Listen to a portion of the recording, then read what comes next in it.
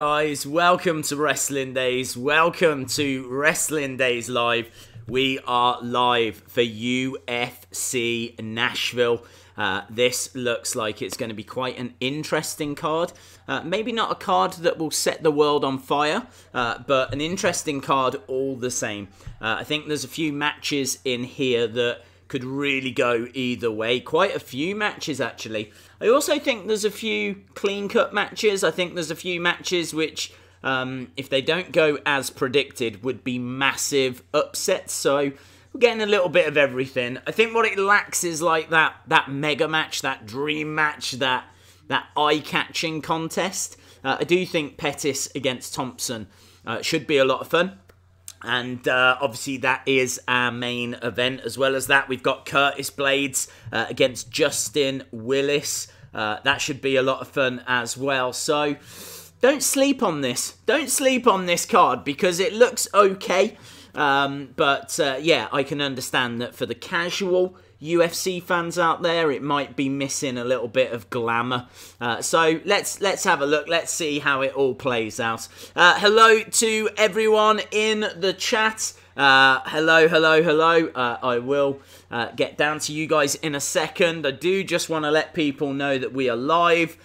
Because, of course, this is, I think, like the third or fourth week that we've been doing UFC streams. And I'm fully committed to these, make no mistake about it. We are going to be doing these going forward. I absolutely love doing these streams, spending this time with you guys. We've got a lot to go through, a lot to talk about. There's a lot of matches. And as we said, that main event should be quite tasty. DC is here, Daniel Cormier. He is on the commentary team. He has been jumping in, doing the post-fight interviews during the prelims. And yes, he is here doing the commentary for this. So, very, very cool. Big DC fan. So, always great to see him around. Right, let me just let people know that we are here. There is no action at the moment. But that should start very, very soon. I am expecting it to be Barber against Aldrich up first. I might have got that wrong. They haven't announced anything yet, so let's wait and see. So, yeah, really, really interesting card. Shannon Pickett, hello, my friend. Only watching this because I absolutely love this channel. Thank you very much, dude. Really appreciate the support. It is greatly appreciated. Otherwise, I'd be sat here watching UFC on my own, and I don't mind doing that. I did that for long enough, but yeah, it's just cool to actually spend this time with you guys. But as I said, we'll be answering questions in the chat in a minute as soon as I just let people know that we are here and we are live. They're just showing the build-up to Thompson against Pettis, which is our main event, and just showing some of Pettis's former victories, former fights. It should be interesting. Should be an interesting fight. Okay, so UFC Nashville live stream, live reaction. There we go. Nate or Khabib? That is a really good question. I would go Khabib. I just think he's got too much. He's just so good on the ground. I mean, just constantly looking for those submissions, and I really think his next level stuff. I don't know who would stop Khabib. I don't know.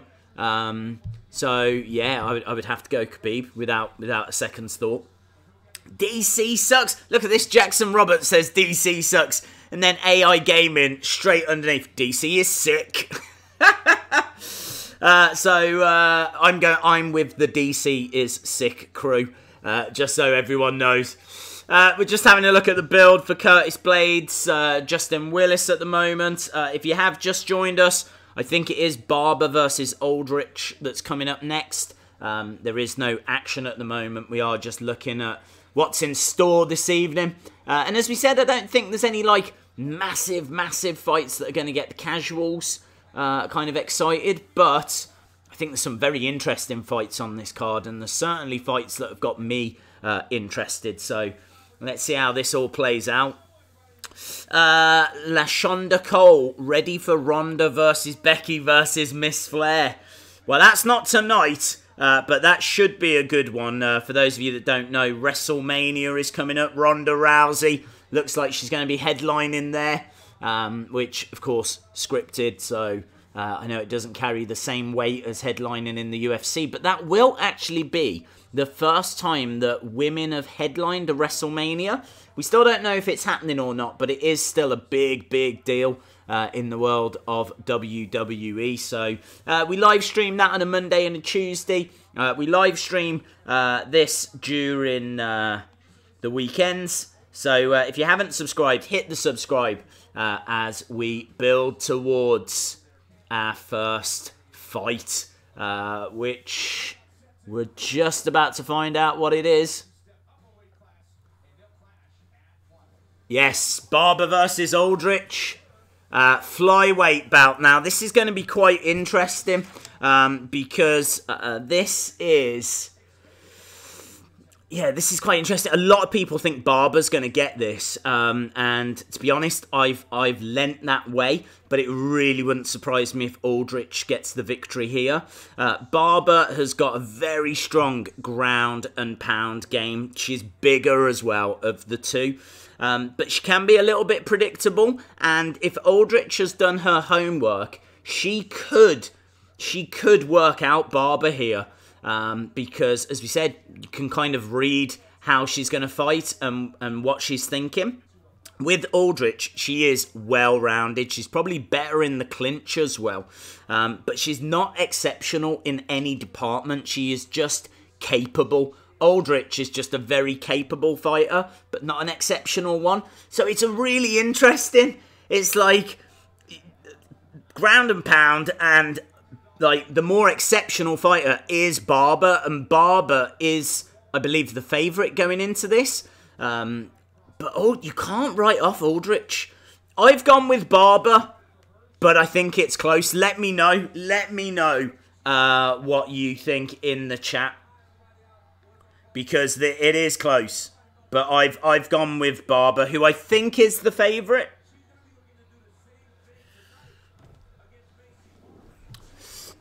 Hi Days. It's been 6 months since Wrestling Shop Live. Still got my pick as a profile picture. Very, very cool, dude. It was great to meet you at that event. Can't believe you still got it as your profile picture. Hello, C Wrestling. How you doing, my friend? Conor versus Nick Diaz. Who would win? Tough. Tough. I feel like Conor is in a dangerous place right now, because he's got a lot of money. He's very successful, but he's coming off the back of 2 big defeats. Obviously, the Floyd Mayweather thing, whatever. But that Khabib one will have hurt him. That Khabib loss that Conor suffered will be stinging. And I think he's really gonna go all out for his next opponent. So it's going to be really interesting to see who he fights next. And he really needs to pick up a victory in that one. You know, I wouldn't be surprised if his numbers are a little bit down next time. As we said, that's 2 big defeats. He's always got the gift of the gab, though, hasn't he? So we'll have to wait and see. But yeah, no sign of Conor. Instead, we've got JJ Aldrich, who, as we said, you know, not an exceptional fighter. She's a very comfortable wrestler, JJ Aldrich. But she's a lot older than Barber as well. So when it comes to cardio, there's going to be some question marks. But here comes Barber, making her ring walk. Big smile on her face. She's definitely got bags of confidence. Maycee, Barber. Let me know in the chat, who do you think is going to win this, Barber or Aldrich? I've gone with Barber. I think Barber is the favourite here, but I think Aldrich is going to be a little bit tricky to put away. I'm good. I'm in the middle of changing my figure display, so you're proving a good distraction. Taken 12 hours, dude. That is insane. That is insane. Oh well. It's a fun little thing to do from time to time. Again, look, big smile on the face of Barber outside here as she just gets ready to step into the octagon. This is a women's flyweight belt. Let's have a look and see what the stats say. I actually don't know what the difference is on reach and everything. So, leg reach, Aldrich has got more on both reaches. She's got more on the reach, 2.5 inches, and more on the leg reach as well by an inch. Both girls 5'5". Both girls weigh the same as well. Maycee Barber is stepping into this undefeated. 5 out of 6 wins have been 3 knockout, 2 submission. So, yeah, look, she's going in with bags of confidence. I have gone with Barber here, but I wouldn't put money on this one. I really wouldn't. I really feel like this could flip either way. I have seen a few kind of predictions videos, and they've been pretty split. People out there pretty split on this. As we said, you know, there is quite a gap when it comes to age. Yeah, let me know. 1 million subs, no videos. Hey Days, I'm probably your #1 fan. Very cool, thank you very much. When's it start? It is starting in a second, my friend. It is Barber versus Aldrich in our first fight. Bruce Buffer is just doing the introductions as we speak. Both women are inside the octagon right now. Keep an eye out for Aldrich's kicks. Very good. I would say better than Barber when it comes to kicks. But, yeah, just not as good. Plus 210 underdog, JJ Aldrich. 7-2 is her record.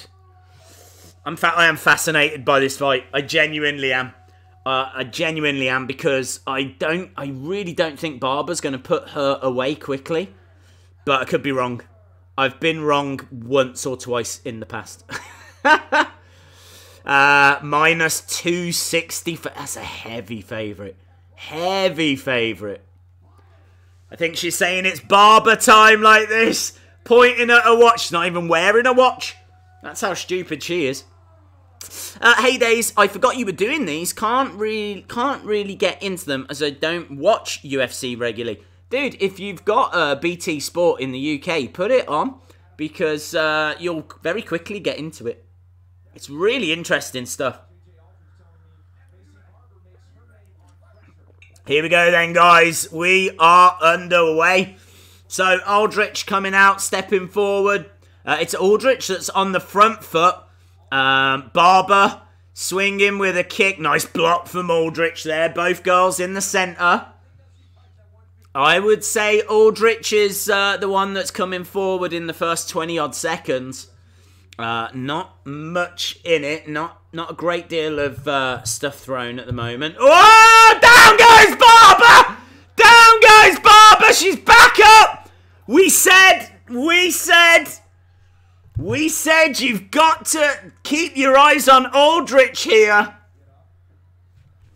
Barber on her back, not looking as confident now, let me tell you. This is fascinating stuff. She went down. I couldn't see if it was a hit or if she just kind of lost her balance a little bit. Aldrich certainly stepping forward. And again, Barber all over the place here.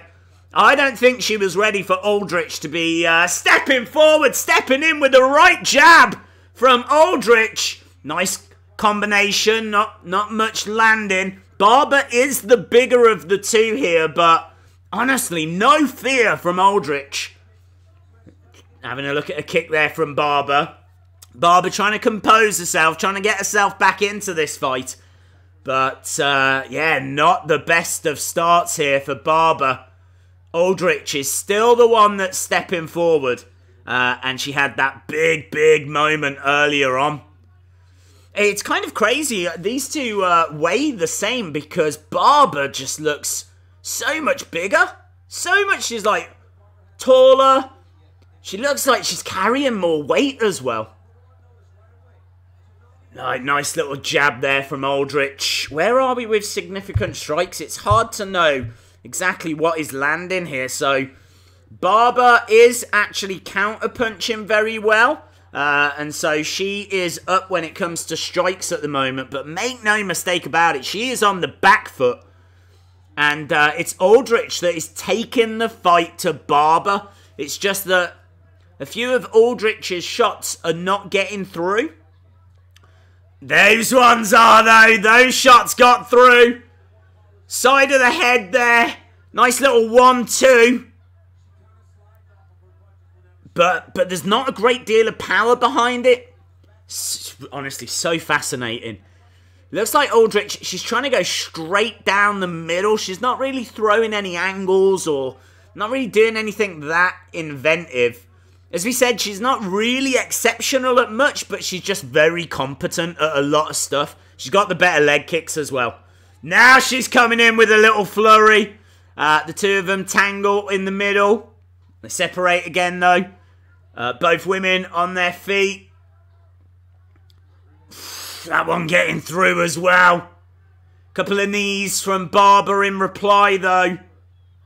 It's been a lot more even, I would say, in the second part of this round. But, yeah, so good. Really, really interesting stuff. Barber getting backed up a little bit here. She's trying to fire off a lot of counters. It's Aldrich always moving forward.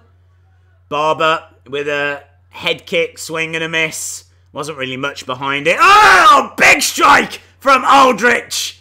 I think that got through, and I think it did a little bit of damage as well. Look, stepping forward with a nice right-left combo again from Aldrich. I've got Aldrich up here. I'm giving this to Aldrich this round. I do feel like Barber can come back into it. Like, I don't think there's been a great deal of damage done, but yeah, I think Barber knows that she's not going to get this all her own way. We said before the fight started, don't expect Barber to put Aldrich away quick. And she absolutely hasn't. I'm giving this first round to Aldrich at the moment as Barber goes down again. Barber on her back. She's firing kicks off to try and keep Aldrich at bay. Aldrich has got 15 headshots. Barber only 10. You can see, though, Barber is connecting with a lot more. I'm not sure I would say that she's hit 25 significant strikes. That was a good elbow from Barber, though. And a kick from Barber. She just keeps firing little shots in. Really not much to trouble Aldrich there. I know it doesn't reflect that in the statistics, but make no mistake about it. I'm giving that to Aldrich. It's one of those rounds that if a judge gave it to Barber, I wouldn't be too surprised. Just because of the volume of strikes and the volume of shots. But definitely Aldrich was on the upper hand then. Hello everyone in the chat. Let me know, how did you see that first round? Who did you score that first round to? Did you give it to Barber? Did you give it to Aldrich? Let me know.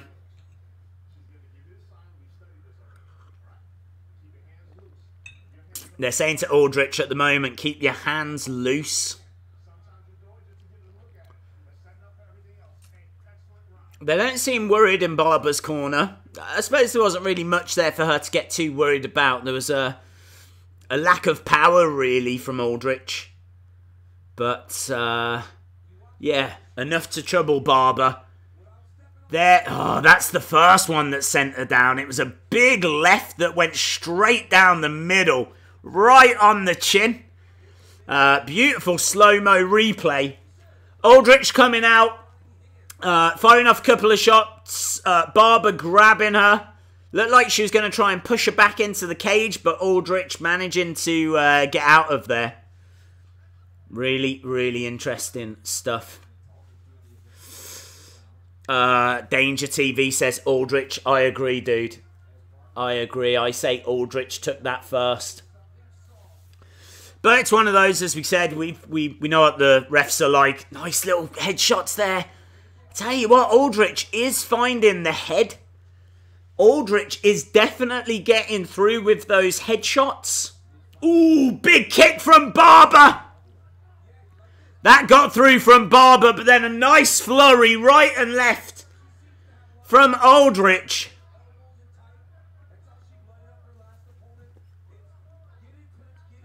Barber keeps grabbing hold of her, the left part of her head. There's been a couple of shots that have got through from Aldrich. Just wondering if Barber's feeling a little bit there as Aldrich goes again. I don't know if Aldrich has sensed that there's a bit of an opening on that left-hand side of Barber. She's hitting a lot of 1-2s. Straight down the middle. Couple of roundhouses, but not much leg kick-wise from Aldrich. 3 minutes 20 left in round 2. This has been a much more even round. You might give it Barber, actually, just because of the volume of strikes. Like, she is starting to rattle off a lot of shots. Leg kick from Barber there. Aldrich in the centre. Quite happy to stand her ground. Kick from Barber. Now Barber stepping in. Couple of big headshots. Even an elbow going in. She's got her in the clinch as well. Tie clinch, but Aldrich manages to fight her way out.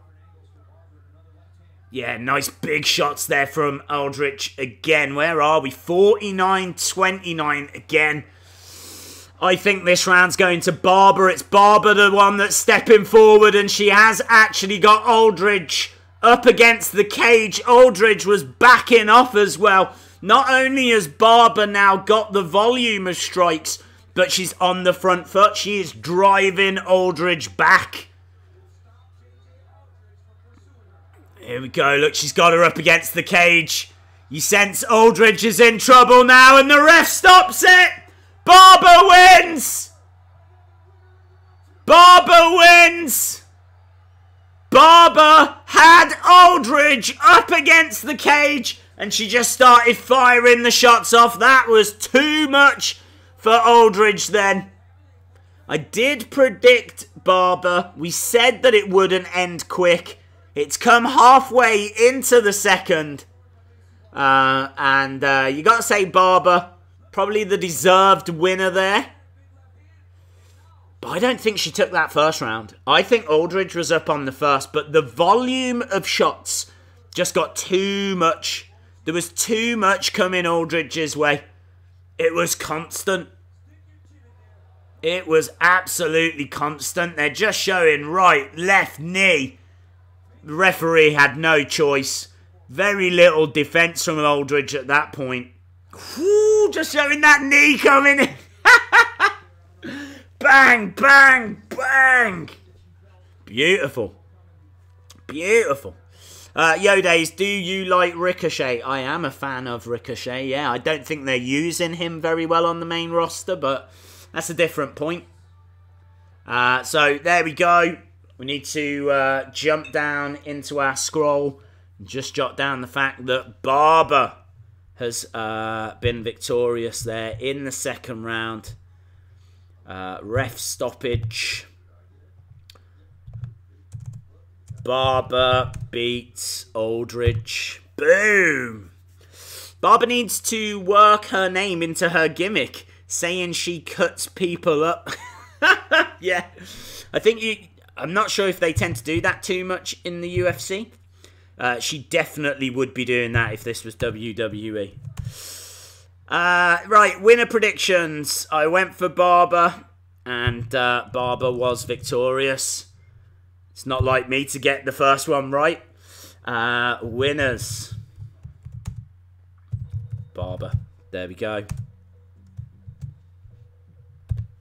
There we go for people that are just joining us. Who won? Barber beat Aldrich midway through the second. I mean, look, you can see the amount of shots there. 64 to 29. 62 of those were significant. In fairness, Aldrich, all of her shots were significant.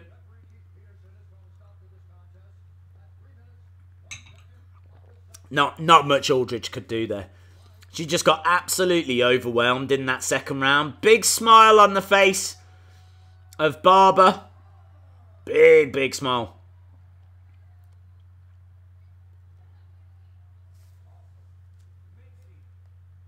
There we go. Look, Maycee just getting interviewed by DC.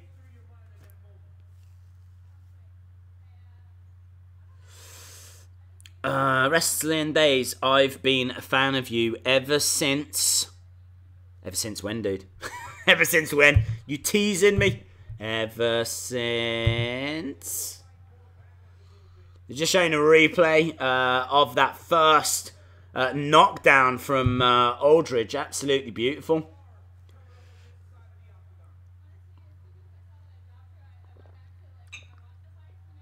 Do you like Simon Miller? Yeah, I like Simon Miller. Simon Miller's cool. Gotta be honest, I don't watch much What Culture. Nor do I watch much Cultaholic. But I like those guys. No issue with those guys. Shout out to KJ. Shout out to you. Days, did you get tickets for New Japan? I didn't. No. I was waiting for them. And then I totally forgot about them, if I'm being honest. So much going on. I just completely slipped my mind. Days, please shout out James Ellsworth. He needs it. He does need it. Barber saying that she's going to go back and watch the fight. She knows she needs to fix a few things, and she absolutely does. She says it's her time.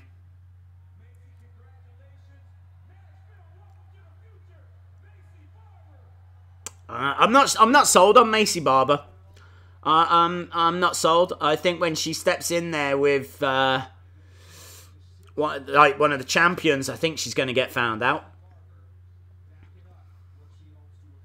Although she is better than CM Punk. But then so am I. What Culture for life. Right.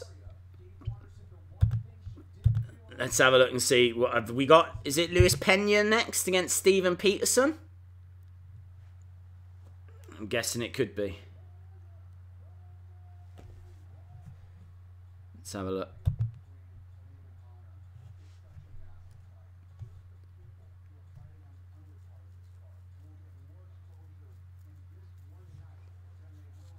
They're talking about, is this some kind of documentary? E60. They're talking about the Khabib Conor card. And that night. That was a great show. So much went down. Days, what's up, man? Went on a hunt, found Ruby Riott and Jey Uso. Hope they weren't together. Also got a retro Shawn Michaels. Very cool, dude. Very, very cool. WWE is sadly fake. Scripted is the word I think they like to use.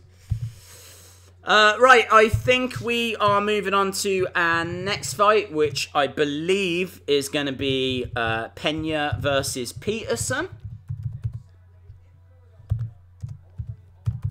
Let's have a look and see. Just having a look at next week's card. Some good stuff on there. Remember when Michael Bisping got in the Hall of Fame? Yeah, that was last week. How much is left? Still quite a bit, dude. I think there's still another good 2.5 hours of the show to go. We've only been streaming for about half an hour, so if you are just joining us, then you're joining us at a good time. There's still plenty of action to come. We've had our first fight, which was Maycee Barber against JJ Aldrich.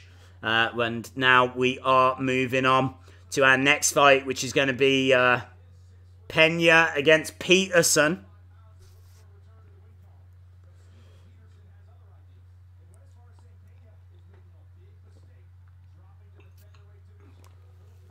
So Pena's dropping down, and there's going to be question marks as to how he copes with dropping down a division. The thing is, though, Steven Peterson is not a great fighter. So there's a lot of question marks around this one, but I've gone with Pena, and I really feel like that's a pretty safe bet. So far, I'm 1 for 0. Let's see if I can keep that train rolling. Shout out to George Evans. Of course, dude, hope you are well. Hello to everyone that's in the chat. I can see there's quite a few people joining us, which is really cool. Obviously, as we said, not the most exciting card, so really cool that we've got a few people dropping by. And next up, we've got Pena versus Peterson. So let's have a look at the tail of the tape for this one. Yeah, I mean, look, Pena 6'3", Peterson 5'10". Both guys coming in 145. 6-inch reach advantage for Pena over Peterson. And 3-inch leg advantage as well, which is absolutely stunning. So yeah, I've gone with Pena on this. I don't see any reason why he should struggle here. The thing with Peterson, he gets caught a lot. He gets caught an awful lot. He tends to leave his hands down a little bit too much. His defense just isn't that great. And the thing with him is he's got big heart, Peterson. So he's really hard to put away. Like, he never gives up. He keeps on going. But just his technique's just weird. I mean, I can't even say it really works for him, because his record is 17-7. So yeah, I don't know. I really feel like Steven Peterson needs to probably change his style, but I think it's a little bit too late for that. I've gone with Pena. I'm going with Peterson because I don't watch UFC and he sounds like a teacher's name. That's fair enough. I like that logic.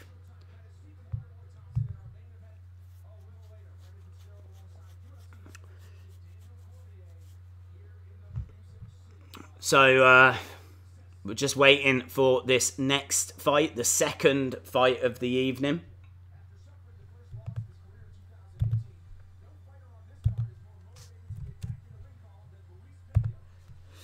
Yeah, Pena coming off the back of a defeat.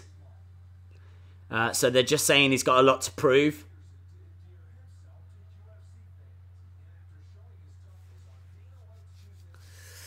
Let me know your thoughts. Who do you think is winning this, Pena or Peterson?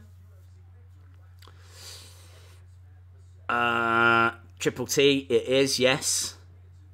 Hello, Blaydes. How you doing? Welcome back. I started watching you when you had 1,000 subs. Very cool. Can you say up the Crescent Crew? I can. Up the Crescent Crew.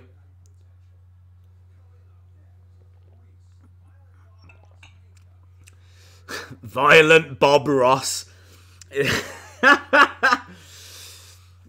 Violent, it still makes me giggle. Violent Bob Ross. Luis Pena.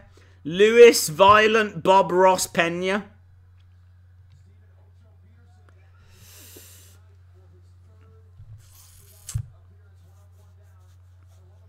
So, yeah, as we were saying, Pena dropping down a division, likes to fight from distance. He's got a great jab, but the thing is that Peterson's got a big heart, and I know that doesn't really mean a great deal, but he is very difficult to put away. But I think he will be put away. I do think it's going to be interesting to see how Pena copes with dropping down, but I think he's going to have too much. He's got the longer reach. He likes fighting from distance anyway. I've gone with Pena. I'll go with Pena all day long. Pena looks like Bob Ross. Yes. I think that's probably why he's called the Violent Bob Ross. Hello, Pranil. I am well, thank you.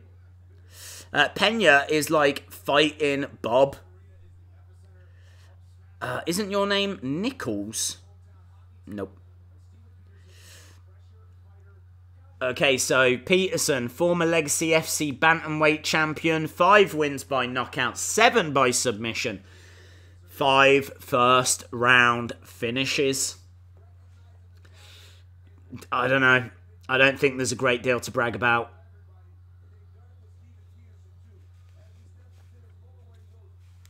Come on, Bob Ross. I'm all for violent Bob Ross.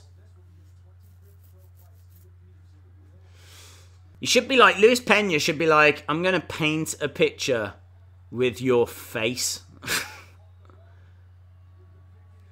At violent Bob Ross. He's got the hair comb in the hair as well. From Naples, Italy.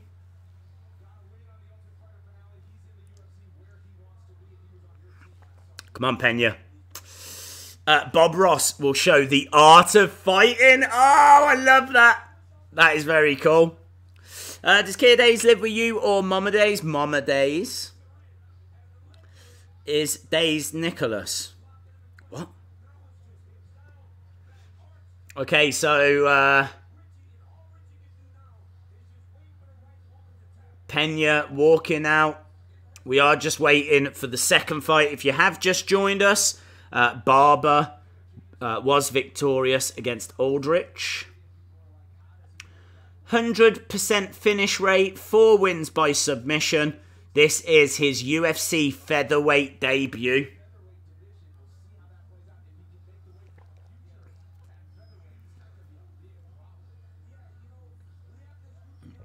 Pena could be excellent at featherweight. I'm really interested to see how he copes.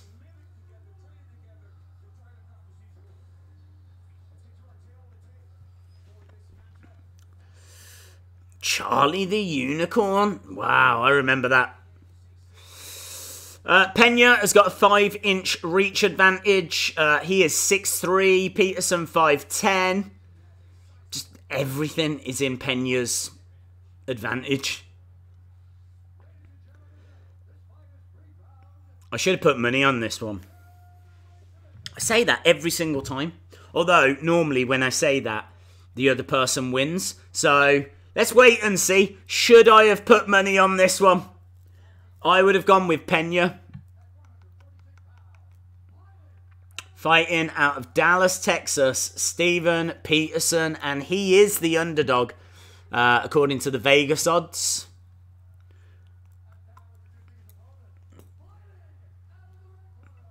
Here we go. Minus 250 favourite for Luis Pena. MMA record of 5-1. Really could do with a victory here. As we said, I think he's going to come out. He's going to fight from distance. I'm not sure if he's going to put him away early. I don't think he will. I don't think he'll be in a rush. I don't think there's any need to be in a rush. Herb Dean is the ref. Pena, though, looking ready. Steven Peterson looking ready as well. Here we go. We are underway. Peterson charging in. Both guys firing in a couple of kicks. Peterson on the front foot. Pena backed up against the cage. So, it's Peterson that's come out and is taking the fight to Pena. He's trying to take him down. He's got him picked up against the cage. They've got their legs tangled up here.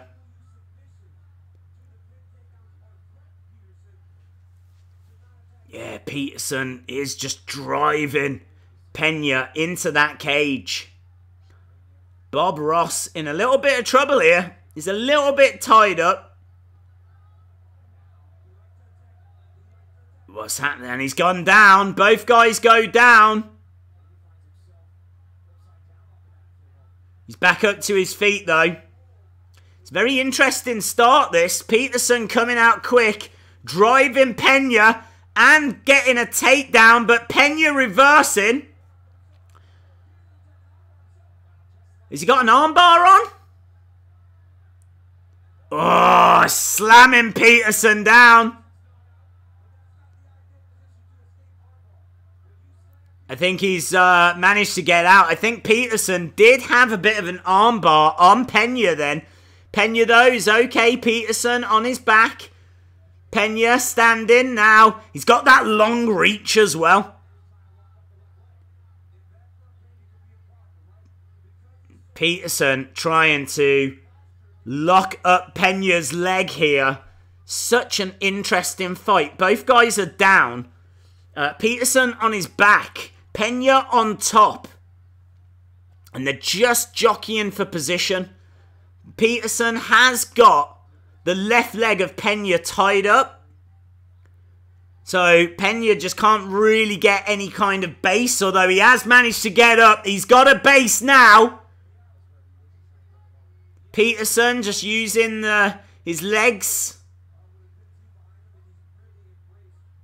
Pena has got past the legs.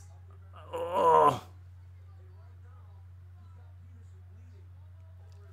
Apparently Peterson is cut up open according to Cormier, but I haven't seen that. Let's get the statistics up on screen. So, as you can see, not a great deal in regards to significant strikes and things. Knees coming in now. Big shots coming in from Pena. Pena starting to get a little bit of room, get a bit of space. He's got Peterson up against the cage. Peterson up against the cage. What is he looking for here?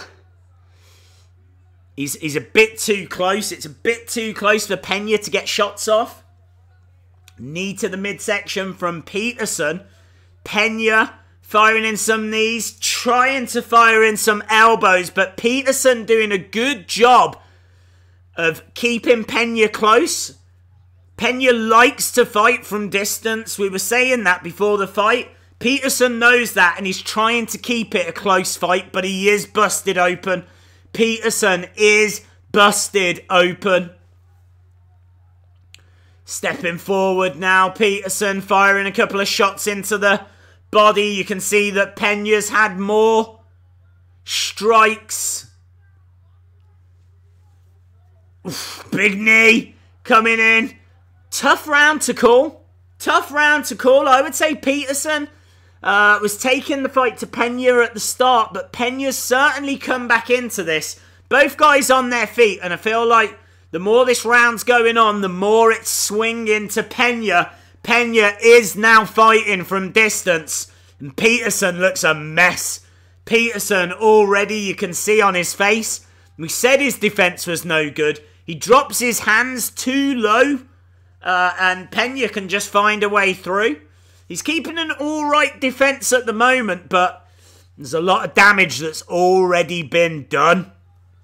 This is a bad place for Peterson to be in, because his face is only going to get worse as we move into round 2 and round 3. There's 15 seconds left of this first round.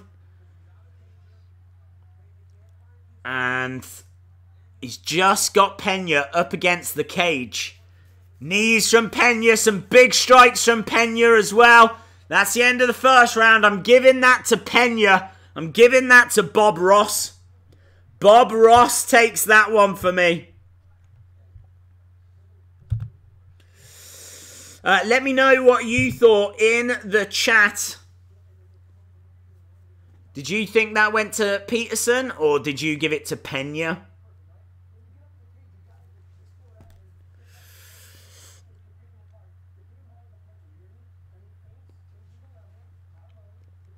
They're saying to Pena, change the level. Go high, go low. I think they're looking for him to work the body a little bit more. Peterson has been told to change the tempo. Push your face on him. Stop wasting your time standing around. There we go. Think they were giving Peterson some real words of encouragement then. I'm expecting Peterson to come flying out again like he did in the first, and that's exactly what he does. He comes flying out again. He knows he can't fight from distance with Pena. He went forward then, charged forward, but Pena spins it round. Pena just keeps firing in those little shots. Those little strikes, those little 1-2s. They just keep finding a way through. But Peterson doing alright. He's getting some big shots coming through as well. I think Mr. Peterson is enjoying an apple right around now. I think he would be enjoying anything other than this fight. I'm not sure if he's enjoying this fight. He's jumped onto the back of Pena. He's on the back of Pena. Pena's got his arm, so he's got to be careful of a choke there. There was a right arm that just came swinging round. Pena's got to be careful. Peterson is off the back of Pena. Pena now firing in some shots at close range. Kicks from Peterson. Oh, big head strikes from Pena. Peterson, they're trading some shots now. Nice little flurry back and forth from the two of them. Some good action here. 3 minutes 20 left of round 2.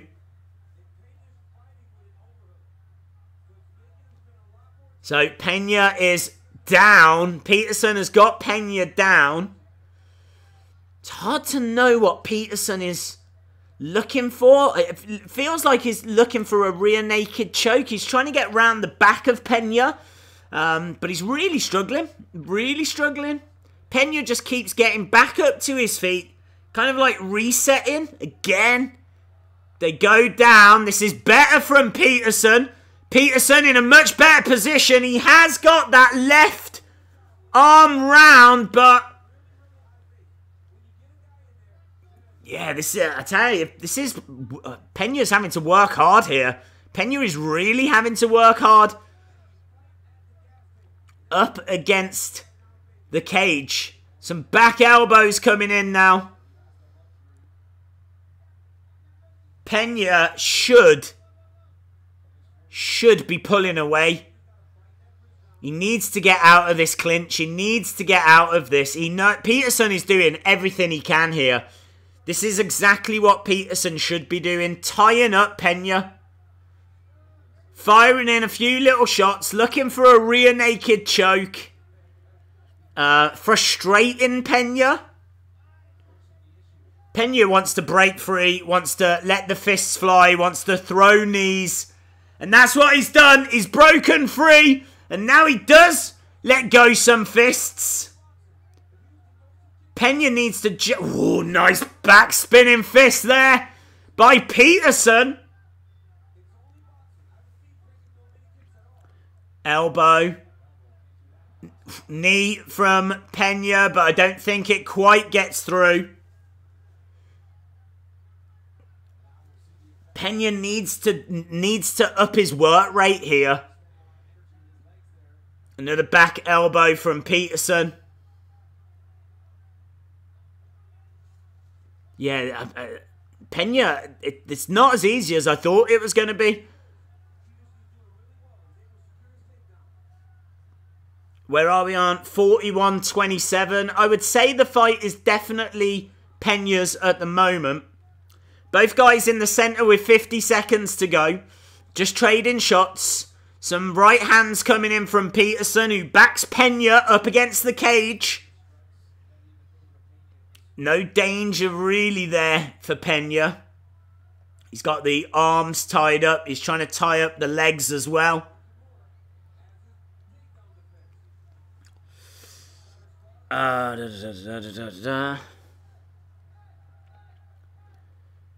He has got Peterson backed up against the cage again.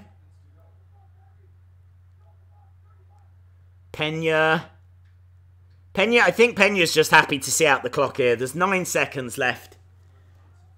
And he's firing in some shots. He's picking up some strikes. That'll do. as we go into round 3. Let me know, who do you think's winning this fight? Who do you think is up in this fight? I'm giving it to Pena at the moment. But it's quite interesting. It's certainly closer than I thought it was going to be. When is the next stream? It'll be on Monday for Raw. If you are watching and you haven't subscribed, hit the subscribe because we are back for Monday Night Raw on Monday. Of course, we're back on Tuesday for SmackDown. We should be back next week for UFC as well.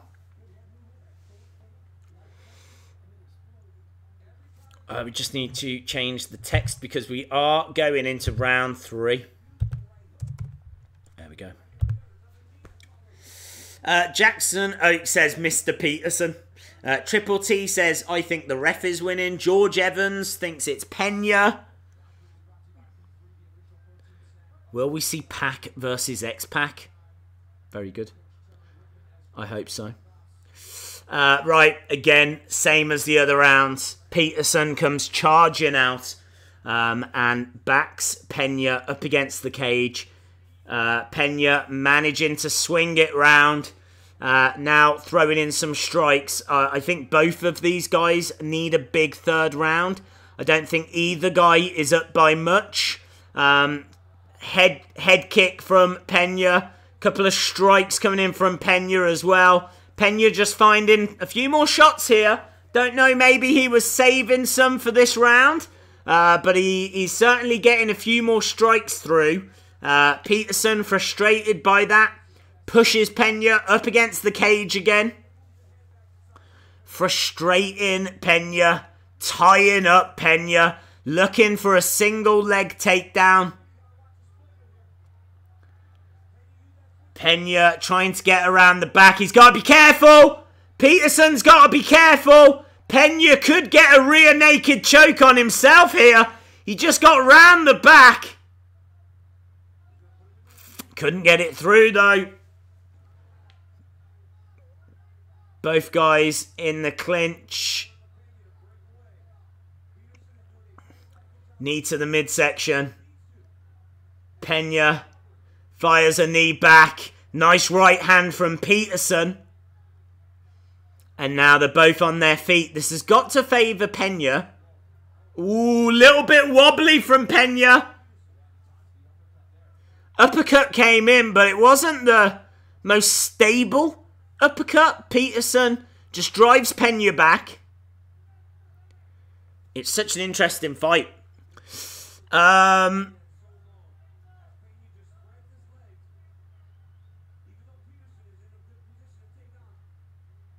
He's looking for the arm. He's grabbing hold of the arm.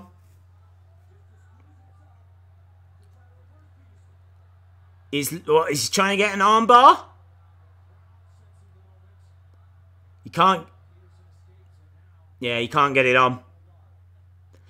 So, Pena is on his back. Peterson is on top.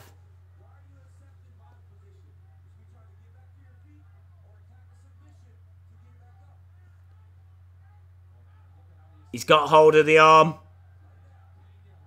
Pena is on top of Peterson. Peterson is on his back now. I mean, Pena's not got the best ground game.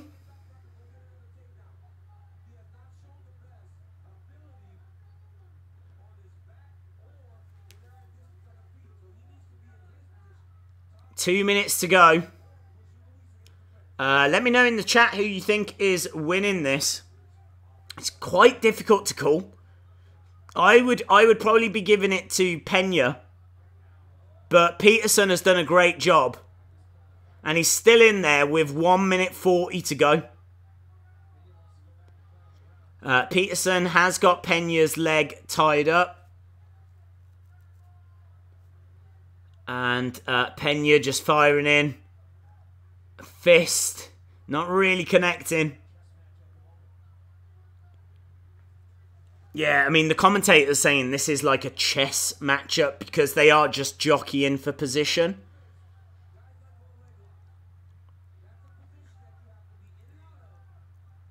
Peterson still on his back. trying to get up. Pena not really letting him up. I'm really fascinated to know how this is going to be called.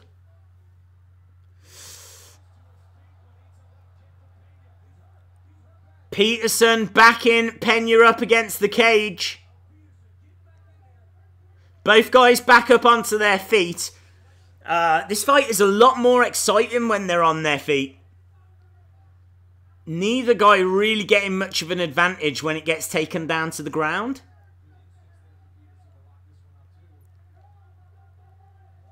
And he is trying to get Pena back down again.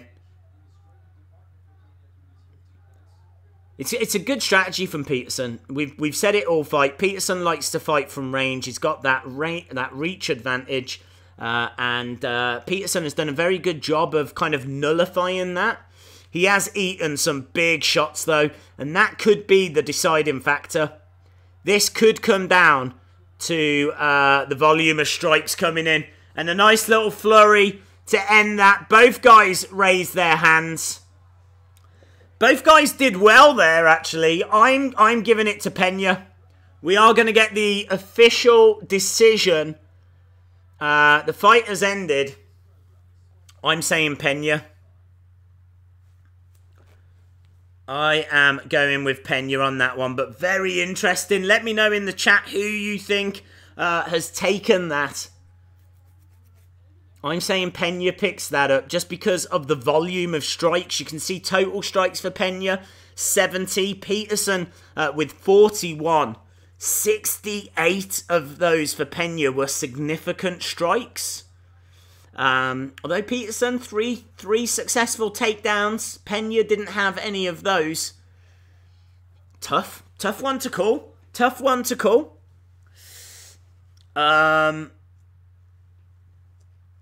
Hello, Dan Danger. Hope you are well. Jennifer Carter is here. Jennifer Carter thinks Pena.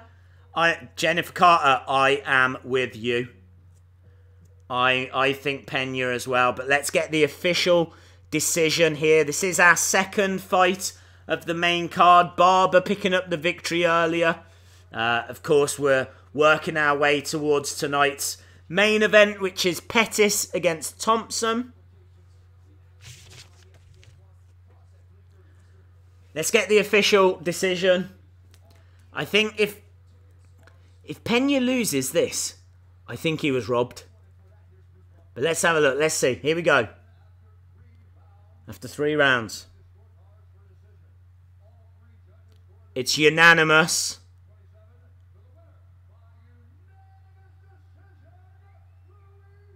Pena gets it. Pena wins by unanimous decision.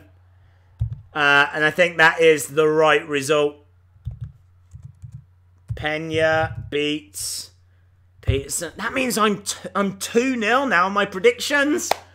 2-0 on my predictions. I knew I should have put money on that. I knew it.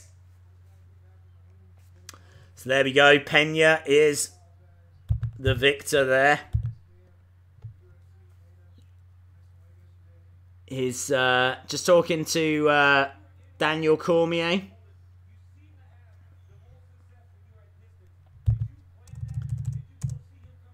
Cormier saying you seem to have the most success when you were fighting from distance, which we knew he would. He always has, and he was constantly looking to fight from range. He's got a much better reach advantage as well, so he was trying to make that count.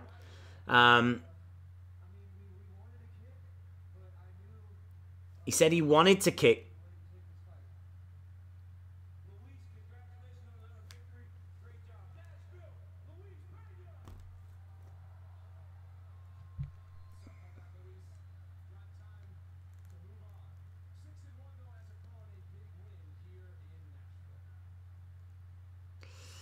He wanted to just say something then after the interview, and Daniel Cormier pulled the microphone away. I was just watching that. It was quite funny. So I wanted to see what he wanted to say. So he finished his interview. And then he just went to Cormier one more thing. And Cormier was like, no, sorry, I've got to go. There's no time. And you're not going to argue with Daniel Cormier, are you? If he says no, then it's a no. A Daniel Cormier no is a hard no. Right, let's have a look. Let's see what fight we've got coming up next. Is it Figueredo against Formiga? I think it is, you know. Here we go. What are the videos on your Day's channel about? Because YouTube doesn't let me watch them. I can't remember, dude. Just lots of different things.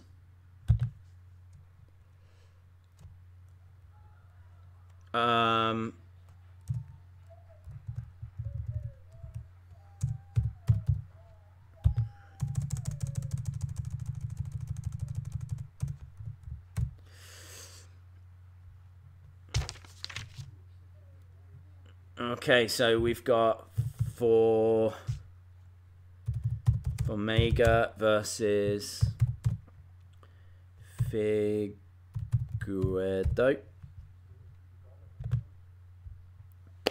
Boom! You were away.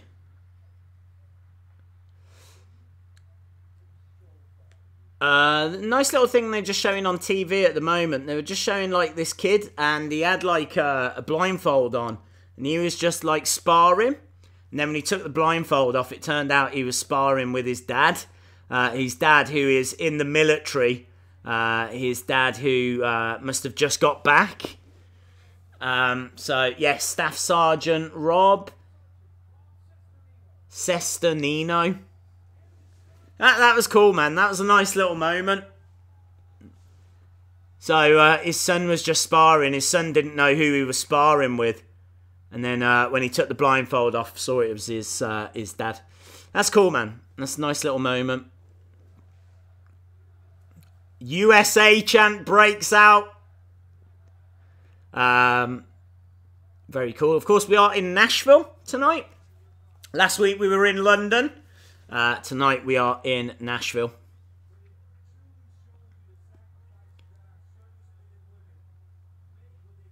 And he says a big thank you there to Dana White.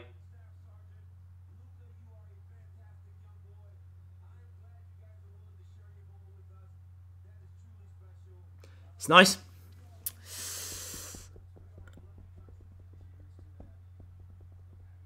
Right, I think we should be heading towards Formiga against...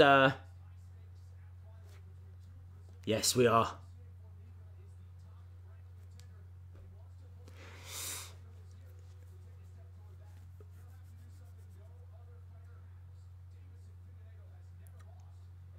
So Figueredo, this is one of the fights that I was looking forward to for this card. This fight is really, really close. I can tell you that Formiga is the underdog going into this, but he's actually ranked higher. Figueredo is undefeated. I think is it like 15-0? Let's have a look on the stats. It is 15-0. So this is going to be tough for Formiga, but he is the underdog going into this. He is the highest ranked fighter out of these two. I think he's ranked number 1 in the division, whereas Figueredo is ranked 4. Formiga is very comfortable on the ground, and he is going to constantly be looking for strikes. I mean, the thing about Formiga is he's always ready. He's always ready. He's always looking to fire off strikes.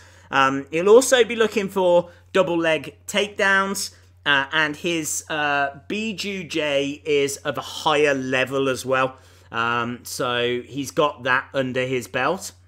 The thing is, though, with Figueredo, as we said, he's undefeated. He's finished 13 of his 15 wins. 8 of those have been in the first round. This guy is impressive. This is a real tasty clash. This is a real tasty clash. This is like #1 contenders territory. So I am fascinated by this fight. Figueredo has got a lot of power. He likes to fight from distance. He's going to look for straights. He's going to look for uppercuts. He hasn't got a very good takedown defense. His cardio is very good. It'll be a major advantage if he stays on his feet, though, because, as we said, you know, he's got that power. But Formiga, I think he's got a lot of experience.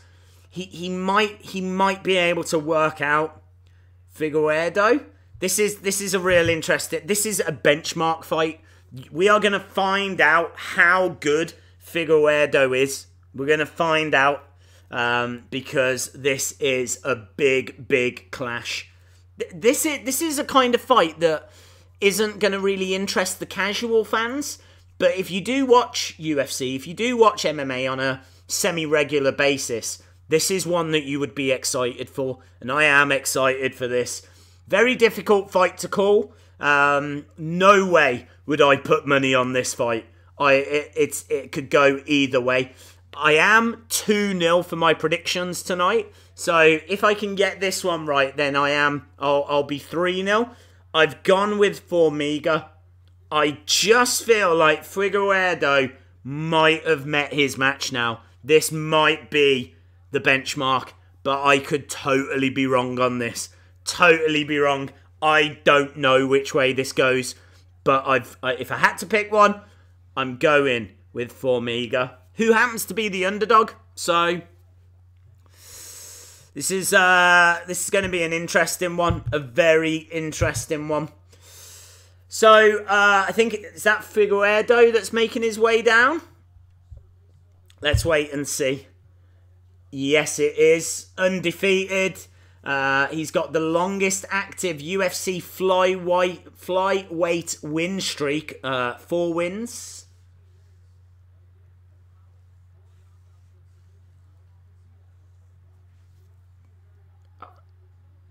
Eight knockouts, 5 submissions.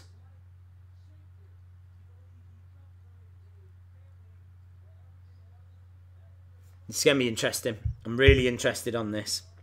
Can't you tell me where Mrs. Days? I've been asking for 20 minutes. I'm quitting. Ah, just as I was about to say as well. And now you've quit. That's why you should never quit. But I've accepted that you've quit. We were actually playing a secret I quit match. And I accept the fact that you have quit. Right, Figueredo making his way into the octagon. This guy could be the real deal. We are going to find out. Here comes Formiga.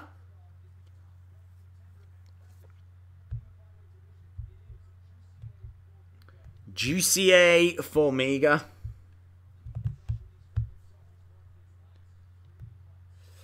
So he's also on a bit of a win streak. So he's going into this with a bit of confidence. He's going to need confidence. This is a big fight. This is a big fight.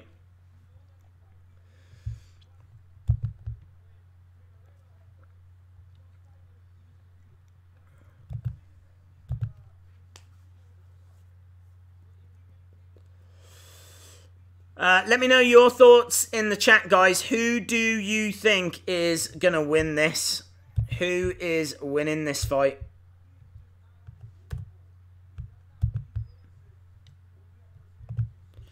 Let's change this over because we are going into the first round.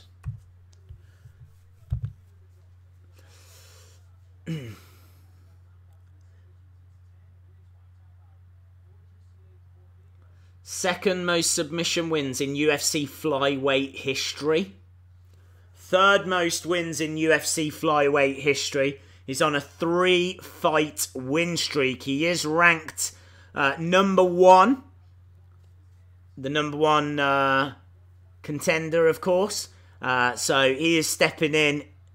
I am really interested in this fight. Formiga stepping into the octagon to take on Figueredo.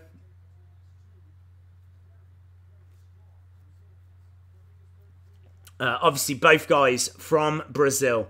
1 inch reach advantage for Figueredo.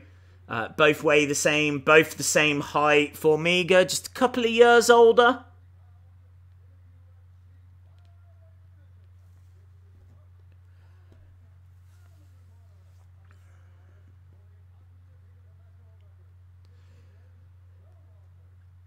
Favourite 140, so not a heavy favourite. Figueredo, he's minus 140. I still wouldn't put money on that.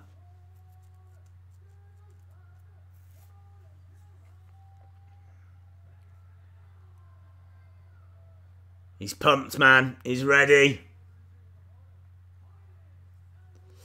Let me know who you think is going to win here, Formiga or Figueiredo. I've gone with Formiga. He is plus 120 on the betting odds, so he is the slight underdog. But there's not much in this.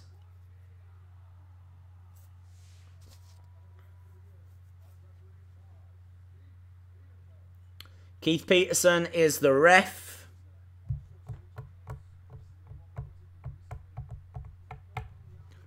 Right, here we go. Let's get ready for this, guys. This is going to be absolutely fascinating. Okay, both guys stepping into the middle. Here we go. So, nothing explosive. Both guys just sitting back. They're both trying to find a way in. Figueiredo fires in a kick. Let me just bring up the stats.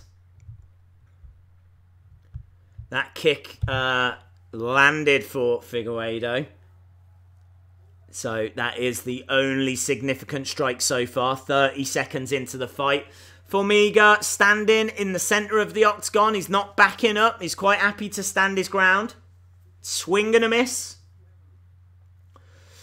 As we said, this was going to be very interesting. He's backing up a little bit, but he just comes forward with a couple of left jabs. Nothing connecting by Formiga. I think coming in then with a leg kick, but almost getting caught. They tangle. They're both in the clinch. Knees. They're firing knees into each other. Such an even contest. So interesting. I'm just fascinated by it. It is like a chess match, and it has started that way as well. I mean, you can see not a great deal thrown, considering the fight is a minute and a half in. Kick coming in. That was a big kick by Figueiredo. Formiga trying to grab hold, stepping forward with a left jab. Things are starting to pick up a little bit now. Big right hand from Formiga. That was a big right hand. He's got to be careful there. That was a big counter punch from Formiga. So Figueiredo changing his stance up then.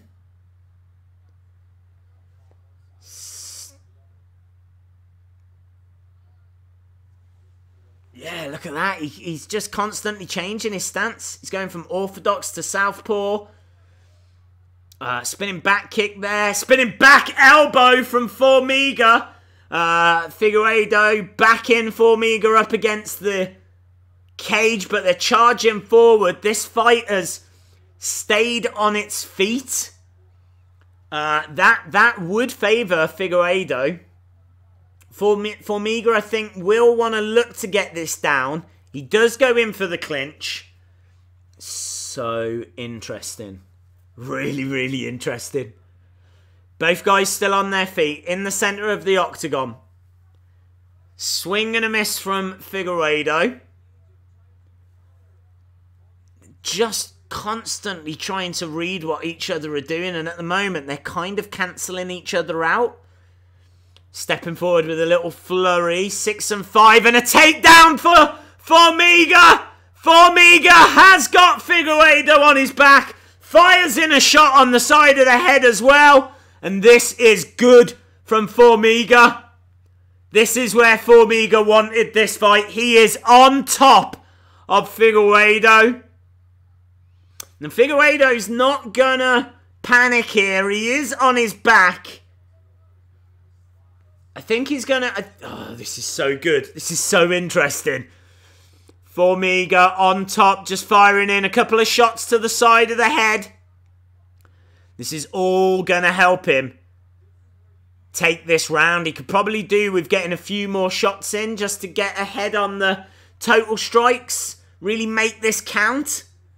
You can't seem to get into any kind of position, and actually Figueredo does very well, gets back up onto his feet. I feel like Formiga kind of let that opportunity slip then. He really didn't maximise that. He should have got more out of that than he did. But good stuff. He's still got that takedown. Ooh, and again! Again, he looks to spring him down, but Figueredo just bounces straight back up. So interesting. Super interesting fight, like chess. Tap to the head there by Figueredo, not much in it. Formiga taking him down again. That was a beautiful trip. Beautiful. That is so good from Formiga.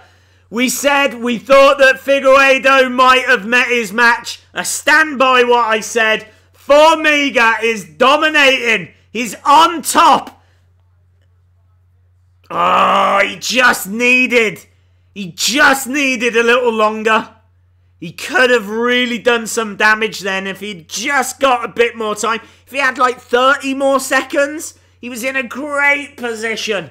He was on top of him. I think even he had like got on top of the hands and could fire shots off at will. So interesting.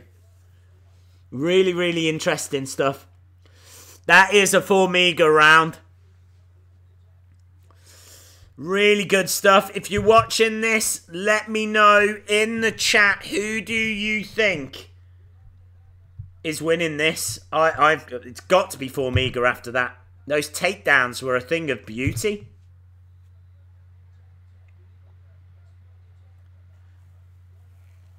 Okay, here we go. Let's have a look and see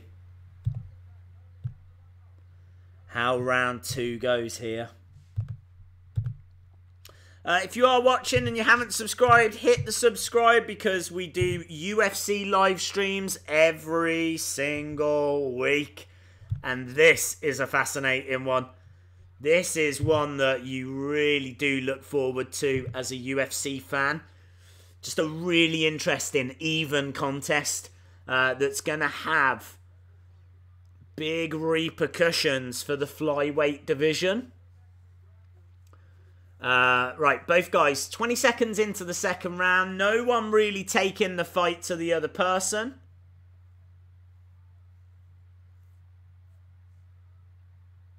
Just quite happy. Both in the middle. Figueiredo steps forward.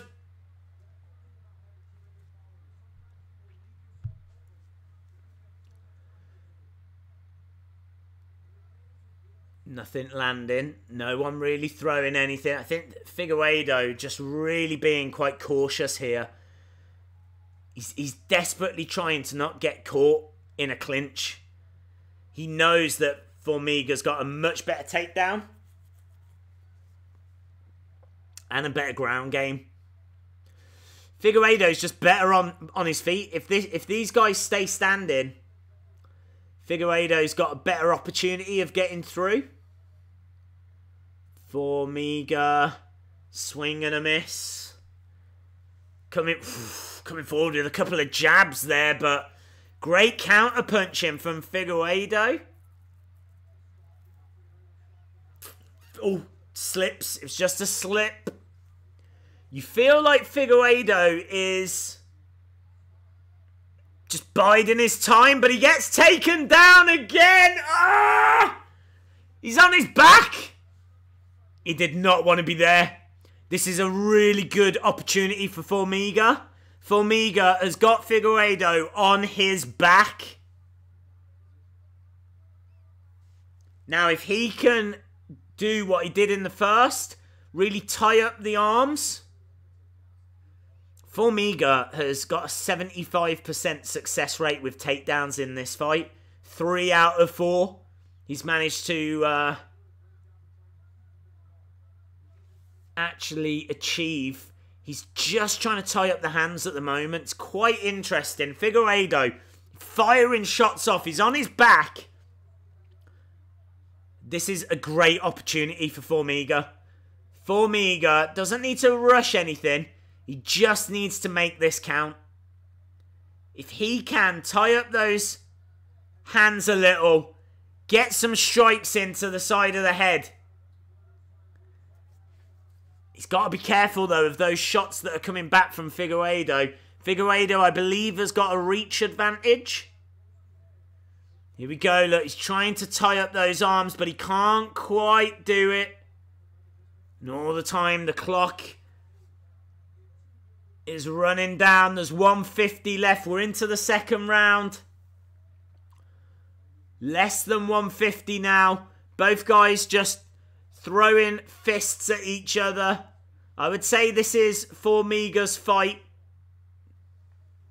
He's doing well. He's controlling this. Figueiredo on his back. Formiga on top.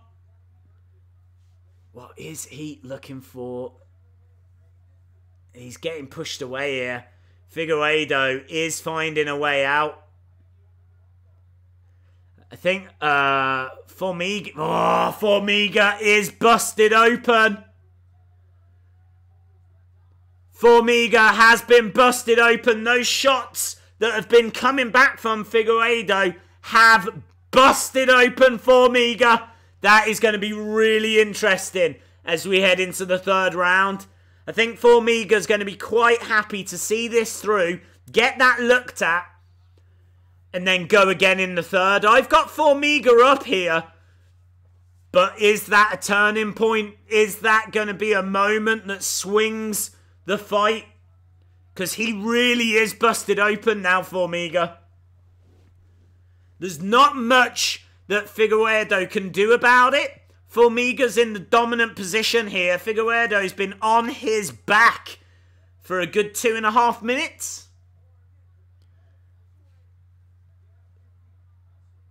Yeah, I mean, honestly, at this point, you just see out the round. There's only 10 seconds left. Formiga doesn't really need to do anything. He's still got Figueiredo on his back. And that's the round. There we go. Hello, Logan Nero. AJ Styles.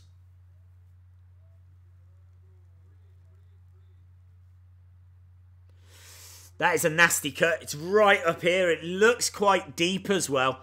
Obviously. Oh, it's nasty. It's a bad cut.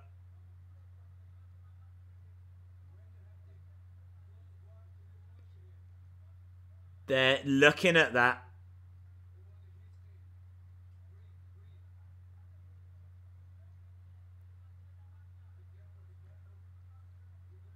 I don't know what they're going to do with it.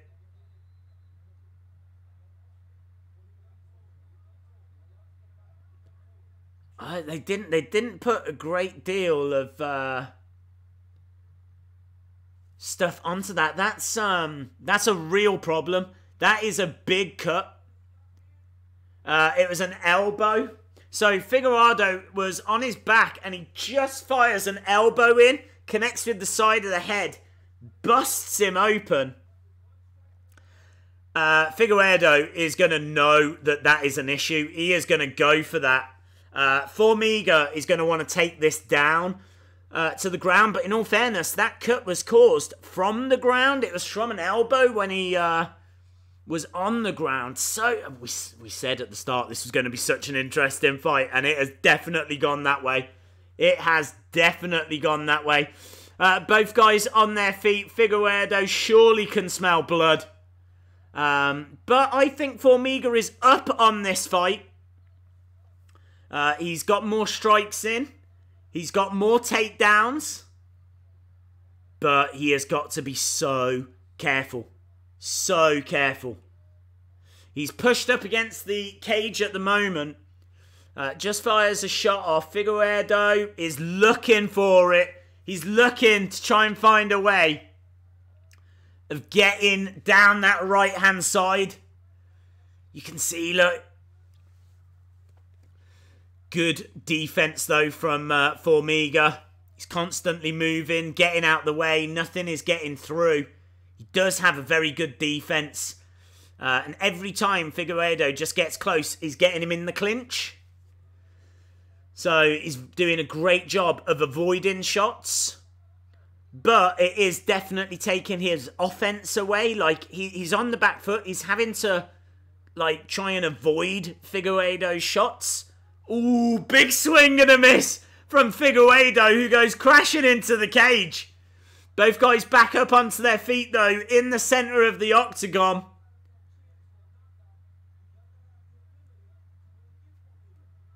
Yeah, I mean, Daniel Cormier kind of saying what we're saying here.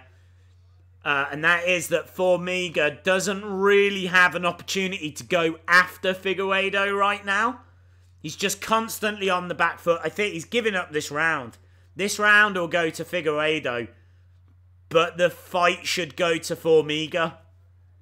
As long as he doesn't do anything stupid. And in fact, if he could take him down, get another takedown, that would be preferable for him. I think he is definitely looking for that. He comes forward. He keeps going in the clinch. He tried to take him down. A single leg takedown by Formiga, and he gets it! Single leg takedown by Formiga. That was a big moment in this fight. That was a big moment in this fight. He was on the back foot in this third round. He needed something. He found that single leg takedown. And that might give him this round as well. This is exciting because I might be on the verge of getting my third correct prediction. And that's all I care about. So far, I have got the first two fights correct. Could I be about to call the third? I went with the underdog. I went with Formiga. He is busted open. But he has got more strikes in. He's 4-0 on takedowns. We are into the third round. There's a minute and 20-odd seconds to go. He just needs to be very, very careful that he doesn't get caught. And Figueredo has got back up onto his feet. We could be in for a hell of a final minute here. Figueredo surely knows that he's going to have to do something. Both guys on their feet. Formiga does have Figueredo kind of tied up. And he backs away and he is busted. That blood is coming down again by Formiga. He's going to have to hold on for 50-odd seconds. Figueredo smells that blood. He's taking the fight to Formiga. Formiga, come on. 40-odd seconds. Stepping forward, Figueredo needs to throw everything here. He's got a little smile on his face. He knows what he needs to do. Formiga can surely taste the blood. Back elbow from Formiga. Doesn't quite connect. Figueredo stepping forward. Formiga on the back foot now. Getting pushed up against the cage. He pushes back. 10 seconds to go. We're down to the final 10. Single leg. Grabs the single leg. He's not going to get anything, but it eats up time. And there it is. And he runs away with his hands in the air. Formiga might have just fought. Such a clever fight. Wow. Wow. That was great. That was great. I really enjoyed it. We said it was going to be like chess. We said it was going to be close. It was all of those things. Amazing. Amazing. Absolutely awesome. Obviously, we need to get the official decision, so let's not get too carried away. But I think Formiga should get that. If they give that fight to Figueredo, I don't even know how they can. He was coming forward more. He was the more aggressor in that third round. But, I mean, look, he was down on total strikes. He was down on significant strikes. He was down on takedowns. They can't give it to him. I mean, we've seen worse decisions, but... hello, Corbini1. Right, let's...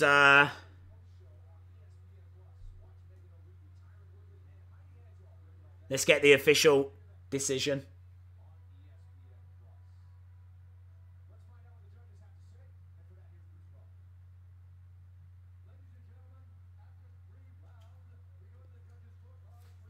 Here we go. 30-27. Unanimous. Yes! Formiga wins! Jussier, Formiga. Yes! 3-0 on my predictions. Guys, this never happens. This never happens. I never know what's going to happen. But we've called these three. How awesome. Formiga picks up the victory. That is a big, big win for Formiga. That is a big win. Figueredo went into that fight undefeated. Like, was 15-0.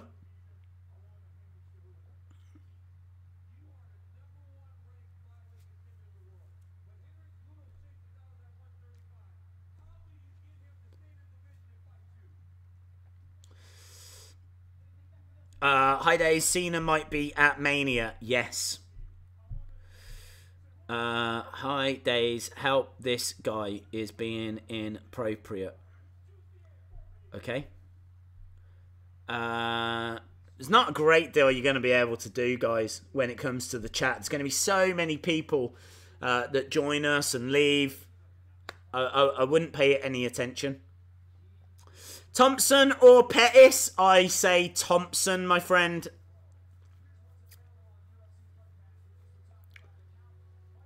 Really? Oh, man. I hope it's as good as that fight. That fight was absolutely brilliant. I really, really enjoyed it. That was one that I was looking forward to before this card started. And it absolutely did not disappoint. So, Formiga picking up the victory there.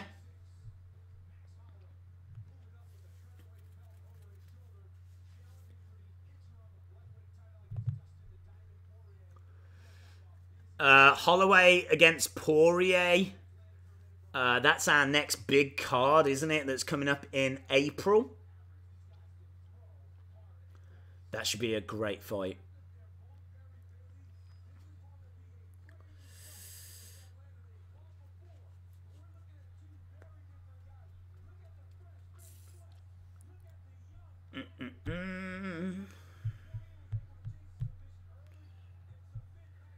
Right.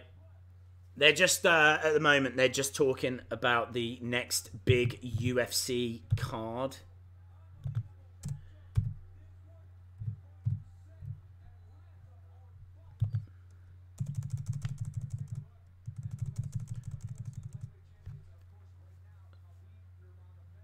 Khabib is the lightweight champion. Yeah, they're just looking at the history of the lightweight division.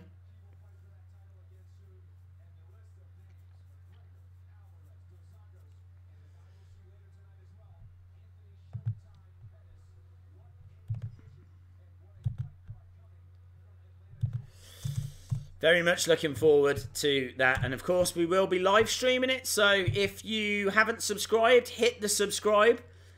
Because we will be all over that, as we will next week, I believe, with next week's card. Which I don't think is a fight night. Right, I think this is our next fight. It's got to be, because obviously it's not one of the co-main events. We're in Nashville. They're just showing us a shot of Nashville. which looks lovely. I like it when they do that and you get to see like what the places look like.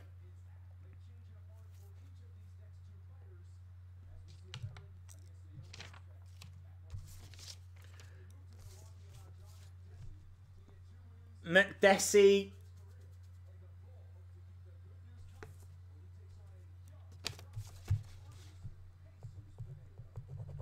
Pinedo against Makdessi is our next fight.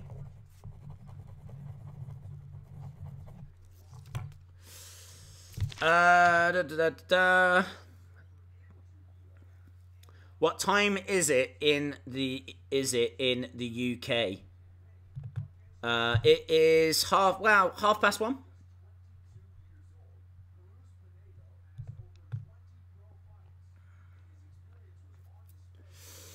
Okay, we are working our way to Makdessi against Pinedo right now.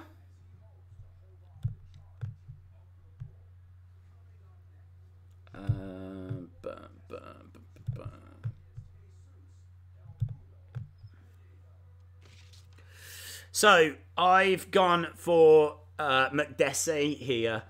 Makdessi is the more experienced. Pinedo is young. He's an up-and-comer. So, I just think the experience is going to come through. Pinedo's got a reach advantage, but he can be a little bit wild. And he does lack accuracy as well. Whereas Makdessi is the superior fighter. He's a good counter puncher as well, good counter fighter. And honestly, I think he could pick apart Pinedo. He's going to look for clean shots. He's got a good skill set, Makdessi. I really like Makdessi. I think Makdessi's going to win this one. So that is my prediction here. I'm feeling quite comfortable with this one. That would mean I'm 4-0 on my predictions, which I think would make this the best night I've ever had, in my life. So, yeah, let's wait and see how this goes.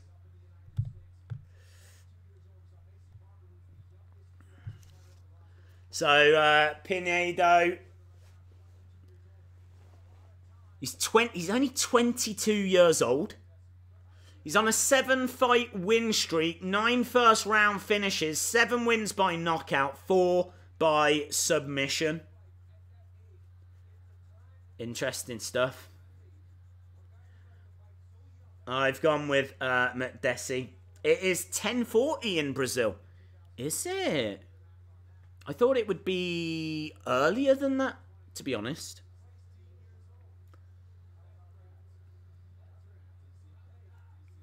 Okay, Pinedo in the octagon. We're just waiting for Makdessi to make his way down. I gotta be honest, I'm not too excited for this fight.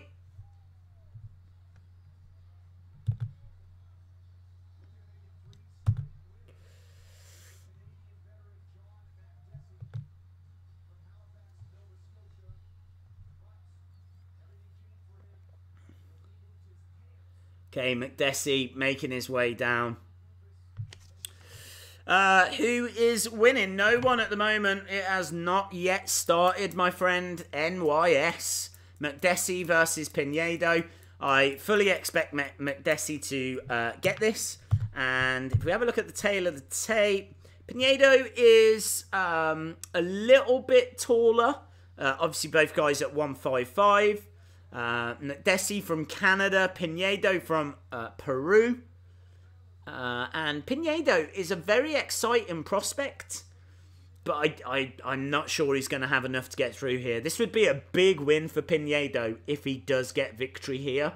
So let's wait and see. I'm still buzzing after that last fight. Really enjoyed that last fight. Formiga picking up the victory there. Such an interesting contest. Really was. This is the 4th fight of the evening, if you are just joining us. And it's been an alright show so far. The last fight, easily the best fight for me. Makdessi coming off back-to-back wins. He's got the 4th highest striking accuracy amongst active UFC lightweights. 1 of 6 spinning back fist knockouts in UFC history. Interesting. Didn't know that. Let's see how this plays out. Let me know who you think is going to win in the chat. Have I got this wrong?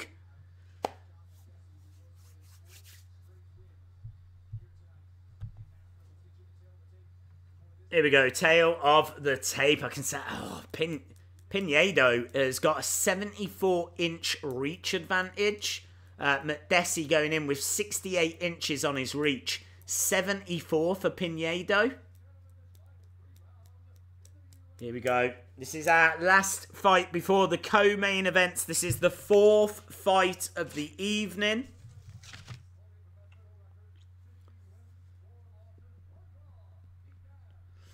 And Pinedo is underdog plus 220. So not a heavy underdog, but an underdog all the same.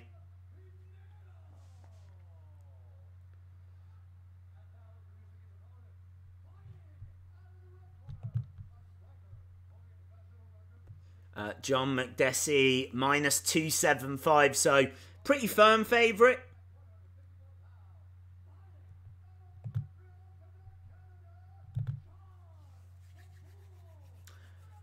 Wow, Michael says Pinedo to win, to be honest.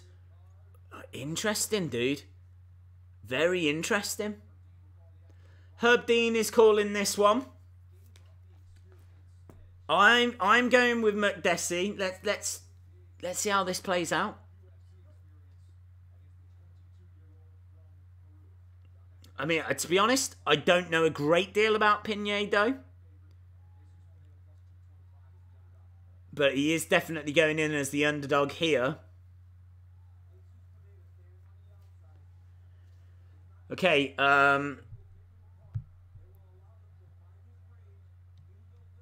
is staying on the outside. The commentators are saying he's just looking for his range. He's already fired in a couple of nice-looking headshots, but they didn't connect. But he's clearly got a good technique. Nothing landed from either guy so far.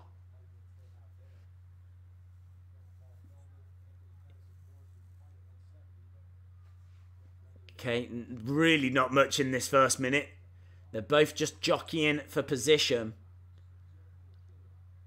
I really am expecting this to not go the distance. I really feel like Makdessi's got more or too much for Pinedo. But Pinedo does have some tools, and he has shown off, you know. He's got good technique.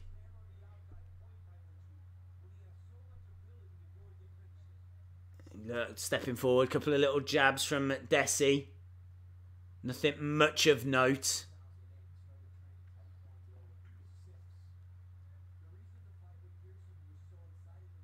Neither guy really going for much here.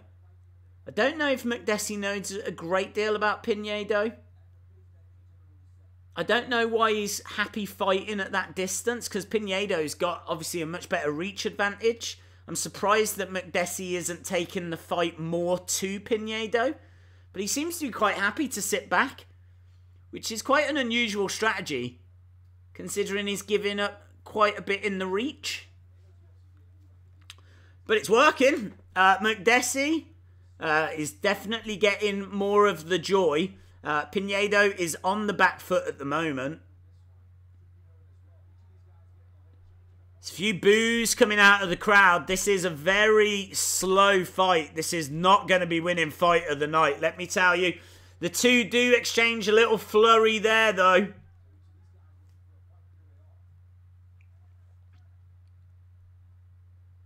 Kick from Pinedo. And again, he's fired in a couple of shots. I mean, Pinedo does look not scared, but young. He does look inexperienced. Makdessi just kind of standing his ground in the middle. He's very, very comfortable. Kind of showing. He's just picking off a few shots, as you can see in the total strikes. 8-2. For Makdessi. Pinedo on the back foot. Not a great deal in this first round. There's only like a minute and 40 left.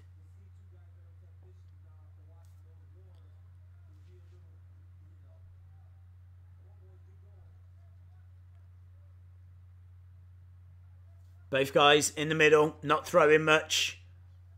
Head kick attempt by Pinedo, but it's a swing and a miss. I'd say this first round goes to Makdessi, but not by much. He's not doing a great deal. He's just had Pinedo on the back foot, really.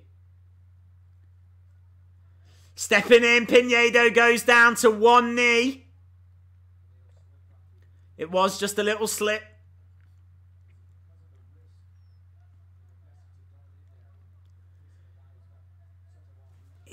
It's just slow. There's just not a great deal to it. I'd say this is the worst fight we've had so far tonight. It is dull, and the crowd are reacting that way. More boos from the crowd. The crowd don't like what they see at all. Nashville is a city of action, and they're not getting much action here.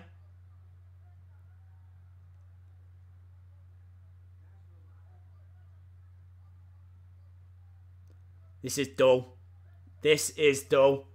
Makdessi is picking up the points. He's taking the round, but he's not really doing himself any favours here.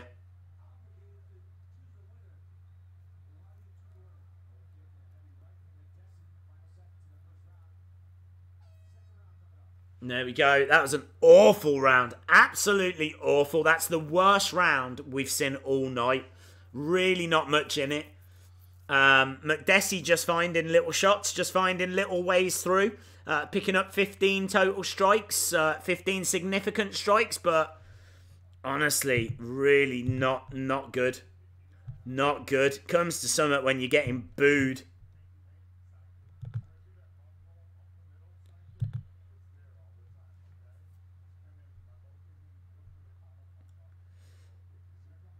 Days, I don't know anything about the UFC. Well, there's not much you need to know about, dude, to be fair. There's not a great deal that you need to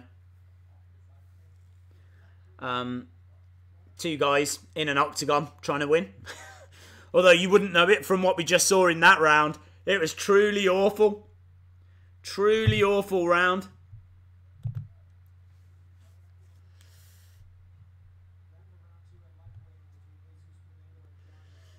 Okay, let's see if they can give us something a little bit more to get our teeth into here as we go into the second round.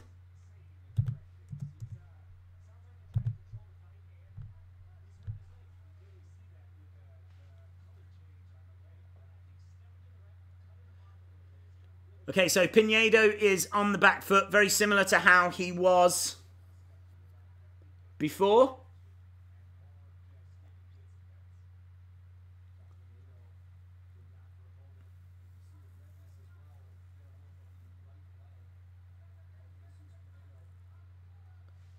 Stepping in, a nice kick from Makdessi. Leg kicks, 78% from Makdessi. 14 have landed out of 18 that he's thrown.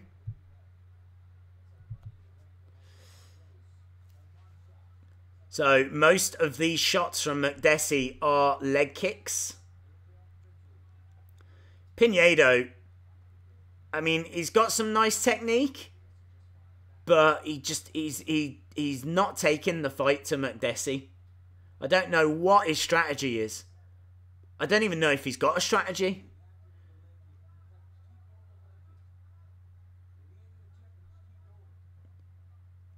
Cormier saying just keep throwing that leg kick.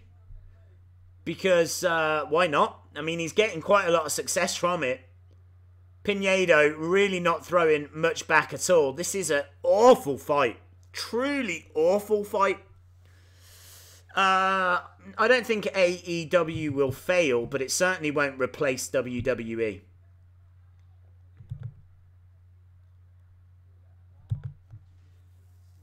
Three minutes left in this second round. If you are just joining us, we've had a great fight previous to this but this is one of the worst fights I've seen in a long, long time. There really isn't much to it. A lot of the significant strikes are just kicks. Neither guy causing much trouble. Nice head kick, though. Headshot there from Makdessi. I'd say Makdessi's winning this fight, but it's really not a badge of honour. It's been an awful fight. We do still have our 2 co-main events coming up, though. Stepping forward with a couple of shots from Pinedo.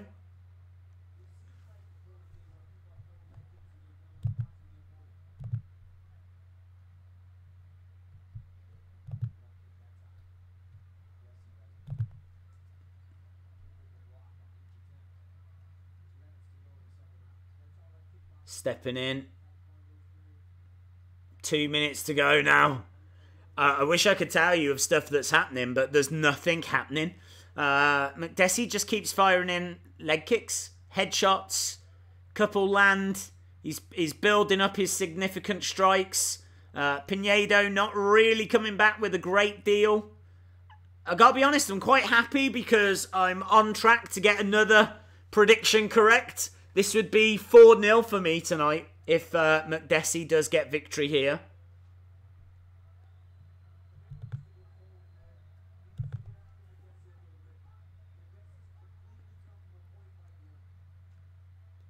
Makdessi very comfortable.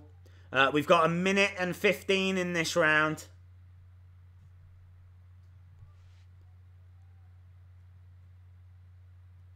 Nice. Right, left from Makdessi, but again, nothing that's troubling Pinedo. I really feel like Pinedo should be working a lot harder. You can see the damage that those leg kicks are doing, though. Those constant leg kicks, he has fired in a lot. And the right leg is in real trouble of Pinedo. Really starting to bruise up now. He has taken some big, big leg shots.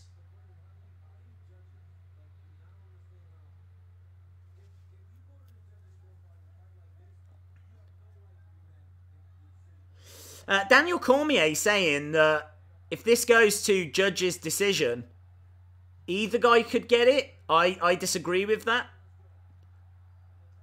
Oh, they're starting to trade some shots now. Pinedo wants to fight.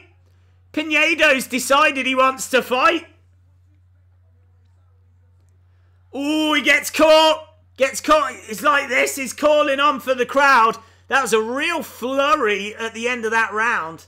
I don't know what Daniel Cormier's on about. I really don't know. How is he watching this and doesn't know who's up in the fight?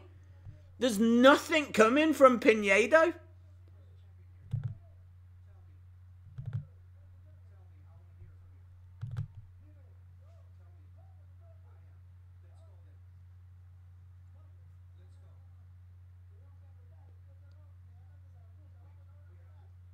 We're just hearing what they're saying. He's saying to Pinedo, who's the champion here? You've got to make sure that you win this round.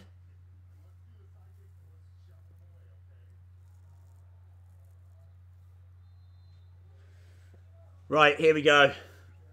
We're going into the 3rd round.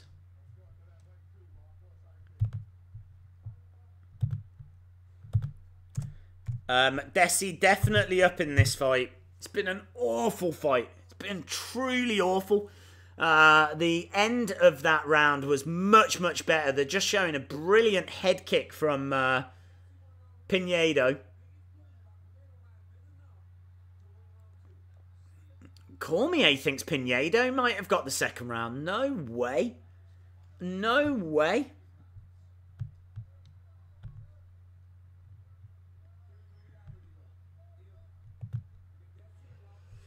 Makdessi standing his ground in the middle.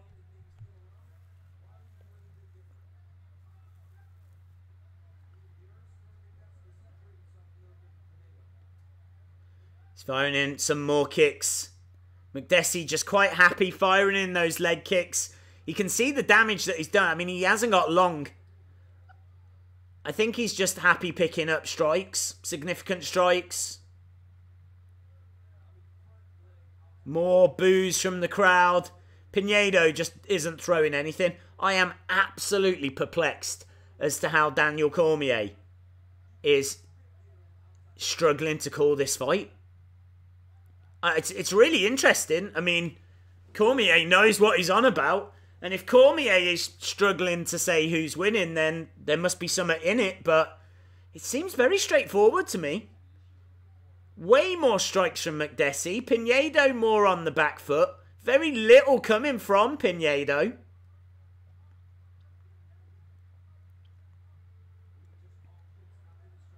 I don't know who's winning, but it's certainly not the crowd. The crowd continuing to boo.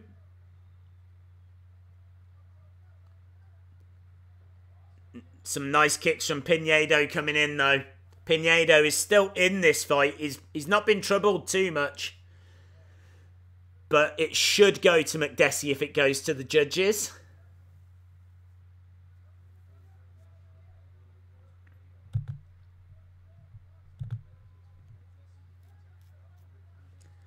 Stepping forward. Makdessi just standing his ground. We got 2 minutes 50 to go. We've got the main events, the co-main events coming up after this. So hopefully we should get some better action than what we've had here. This has been awful.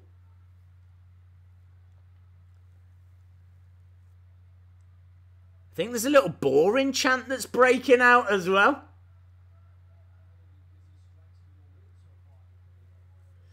I mean, look at this. 56 strikes from Makdessi against 26 from Pinedo.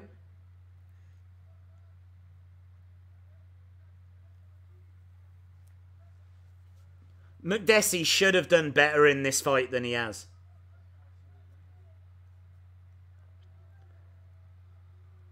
He should have put Pinedo away.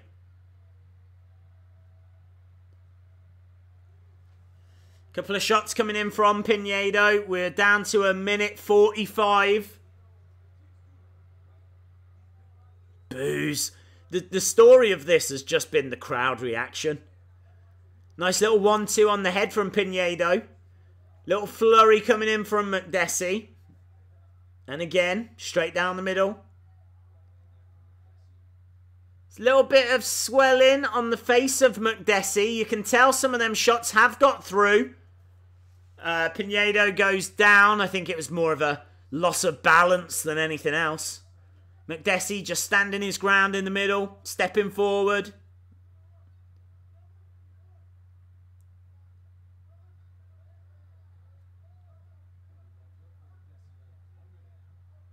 Down to a final minute. Know who is winning this match. I'm giving it to Makdessi. I think Makdessi has been on the front foot. I think he's fired more shots. He's landed more significant strikes by a significant amount. You can see the damage he's done to Pinedo's leg. I mean, Pinedo's standing there going, come on, come on. He really wants to bring... He wants Makdessi to step into him.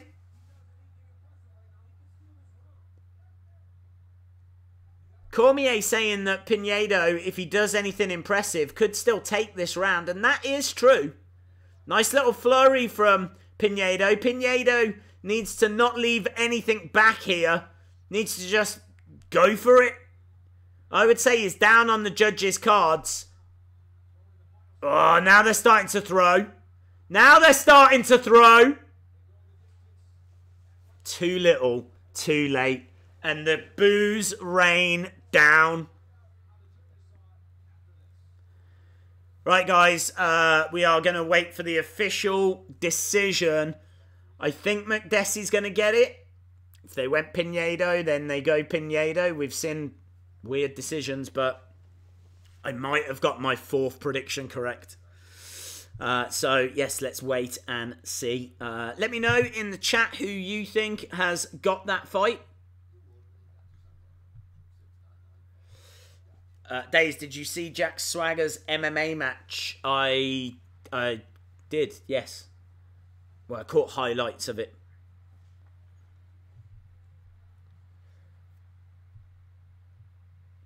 Right, let's wait and see what the result is here. Let's go over to the judges.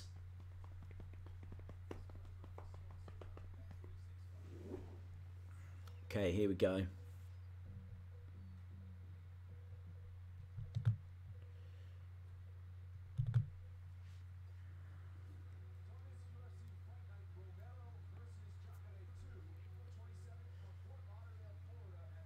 Romero versus Jussier. Ooh.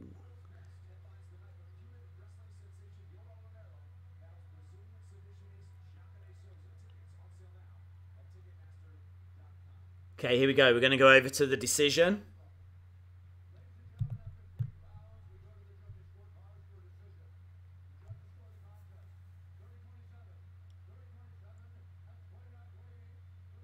Winner. Unanimous. There we go. Makdessi does get the victory. I'm not sure it's a victory he can be too proud of, if I'm being honest. I am 4-0 on my predictions. 4-0.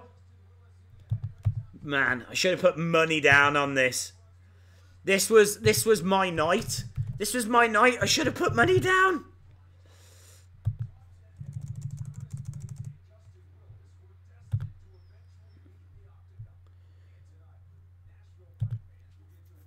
Right. I don't think there's any post-fight interview there. I think we're just going straight into our next fight. And our next fight is a big fight as well. This is huge. This is in the heavyweight division. This will be fun. This will be fun. This is our co-main event as well. Right, this is Curtis Blaydes versus Justin Willis. Blaydes versus Willis.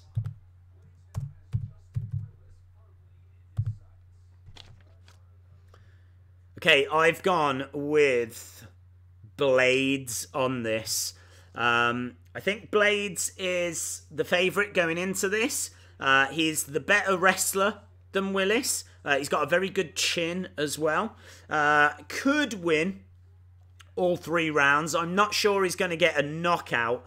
Willis is the better striker in my opinion. And could look to fight off any takedown attempts. I think Blaydes will look for takedowns. I think Willis could actually fend them off. You know, he could fight his way out of any takedown attempts. So this could just be 2 guys striking at each other. Very similar to what we've just seen, actually. But hopefully this will be a lot more entertaining. I think Blaydes wins. Let me know. Blaydes looks like Cedric Alexander. Let me know in the chat who you think is winning this. Blaydes or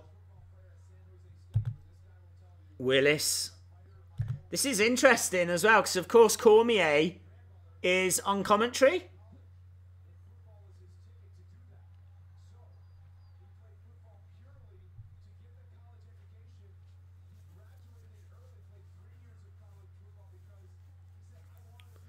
Days, what's your opinion on the main event? I think Thompson's going to win that quite comfortably.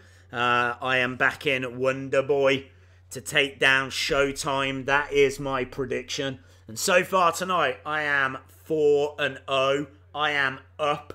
I have got every main event fight correct so far tonight. So, that never happens, by the way. Don't think I'm some kind of MMA guru. I could not be further from that. I am just having the greatest night of my life. So, I've gone with Blaydes on this. Can I make it 5-0? It's been a couple of close fights as well. Here we go. Let me know in the chat who you think is winning this. I've gone with Blaydes. As I said, I just think Blaydes has got better wrestling ability than Willis. I do think Willis, though, is the better striker. It's kind of like wrestler versus striker in many ways, but Blaydes has got good striking ability as well. I'm very interested in this. Very interested.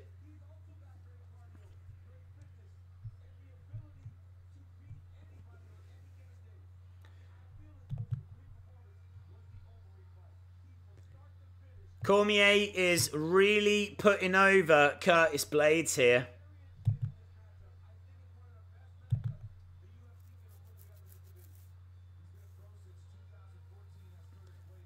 These guys would both love to get an opportunity at Daniel Cormier in the future. Of course, Cormier, current UFC heavyweight champion. He is on commentary this evening.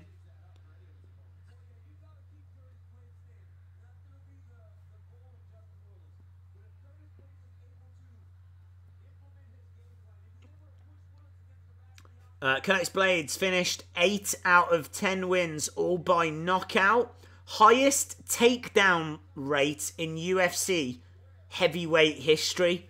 So Blaydes will look for the takedowns. But as we said, Willis is a very good striker. So he might be able to just keep Blaydes at bay. I think this is quite a straightforward... I think this is a straightforward win for Blaydes. Blaydes has got a 2-inch reach advantage. He's got 3 inches on height as well.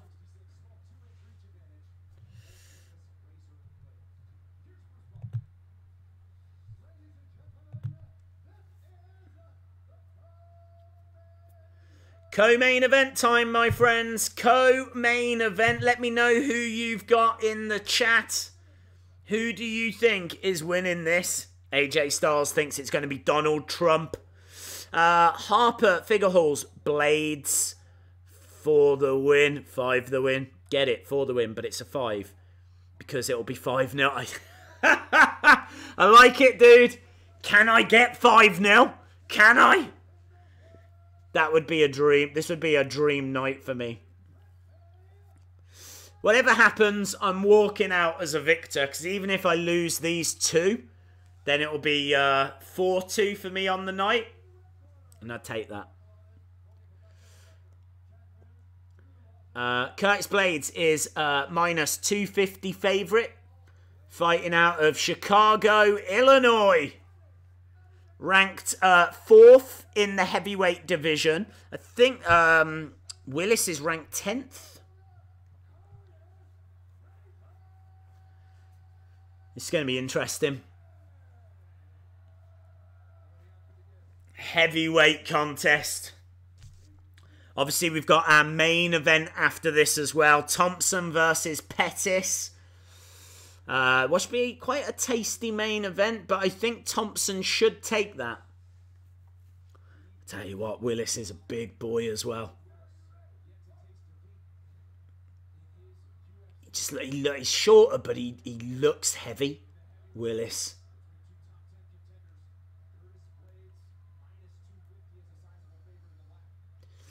So, Curtis Blaydes is the favourite as well going into this. Quite a heavy favourite. Fires in a kick. Not sure if this is going to go the distance. Fires in another kick. Looking for a double leg takedown. Driving. Willis back against the cage. Blaydes trying to pick up Willis here. He's got Willis up against the cage and he's firing in a knee. Let me just change this so that you can see the stats. There we go. Cedric Alexander versus Keith Lee. Do you know what? You've definitely called it. That's exactly what this is. That's a takedown there by Blaydes. Blaydes has got Willis down.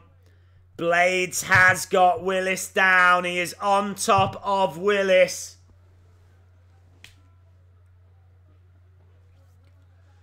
He's on top of him, and now he's firing in. He's on his back.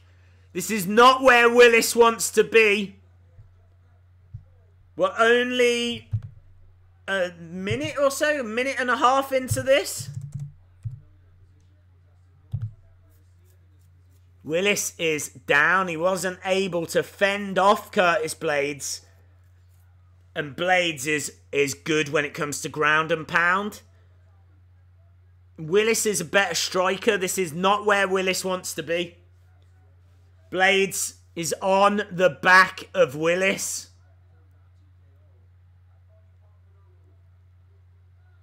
Blaydes is firing in a knee to the thighs of Willis. He's really pushing his weight down, Blaydes. Really pushing his weight down. He's picking him up. Another takedown. Big takedown by Curtis Blaydes. That is a lot of weight. He just picked up Willis, slammed him down. That is a second takedown for Curtis Blaydes. And Willis will have felt that. Just slammed him down on the mat. He's over, he's round the back. This has all been Curtis Blaydes in this. And all the time, and a third takedown! Curtis Blaydes is dominating this. Firing shots to the side of the head. Big third takedown there. Curtis Blaydes is just racking up significant strikes, total strikes, takedowns. This is a Blaydes round. It's a Blaydes round. And I could be going 5-0 here. Willis just hasn't looked in this at all. I mean, this is not where he wants to be. Willis wants to be standing, throwing shots. He wants to be firing off shots. Instead, he finds himself face first down on the mat with Blaydes on top of him. I mean, Blaydes can't do a great deal. Willis is doing a very good job of kind of tying up the hands. But Blaydes just keeps firing in knees.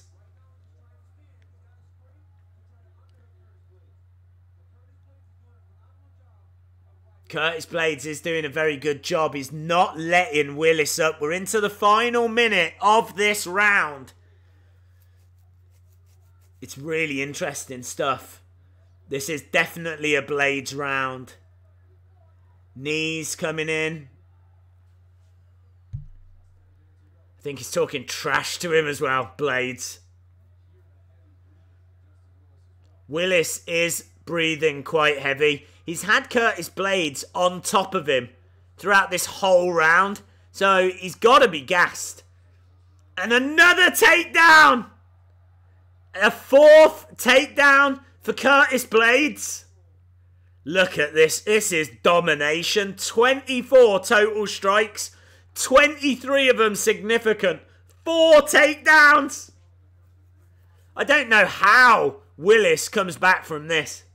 Because he looks gassed. And that is the end of round one. A very good round one for Curtis Blaydes. Very, very good.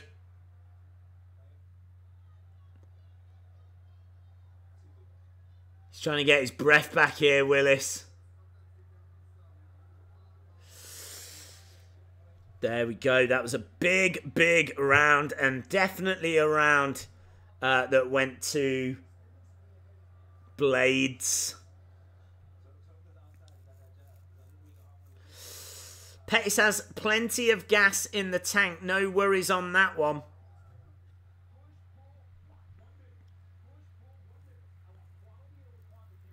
They're telling Blaydes he wants quality over quantity. They've got to be happy in the Blaydes corner with that. Willis has got it all to do right here.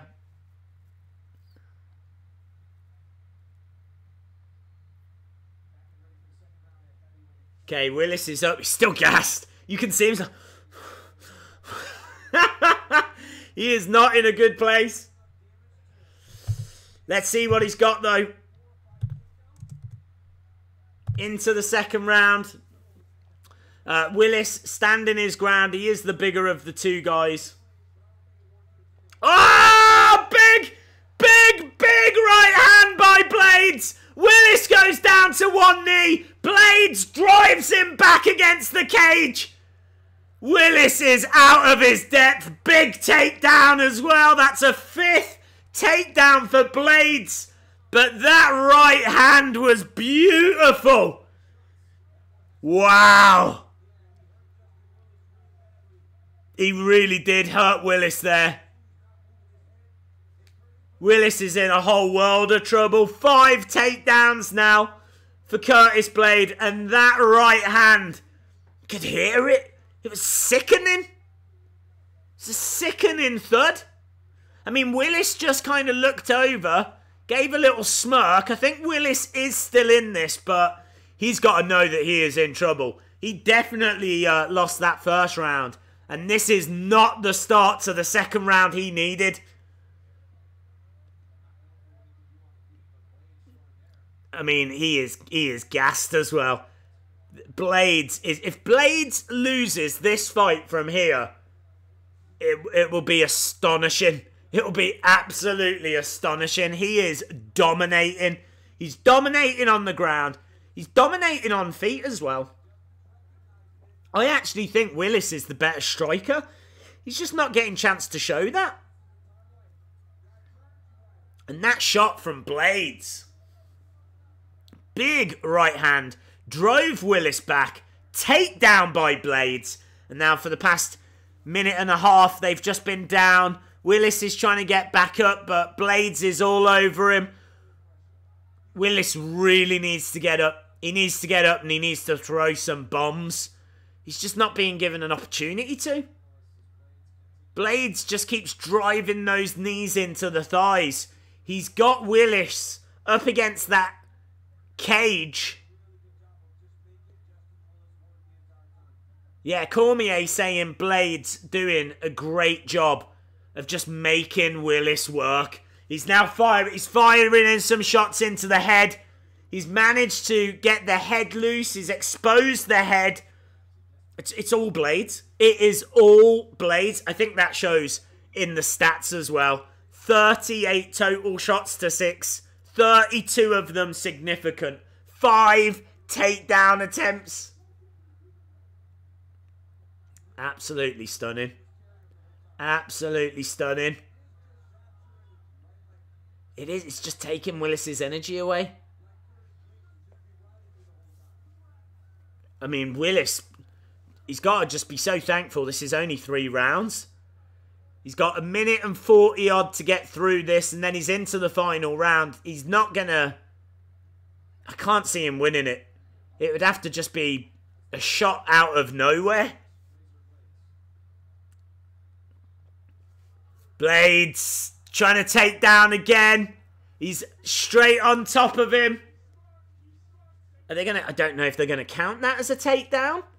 They might do. They have done. 6th takedown for Blaydes.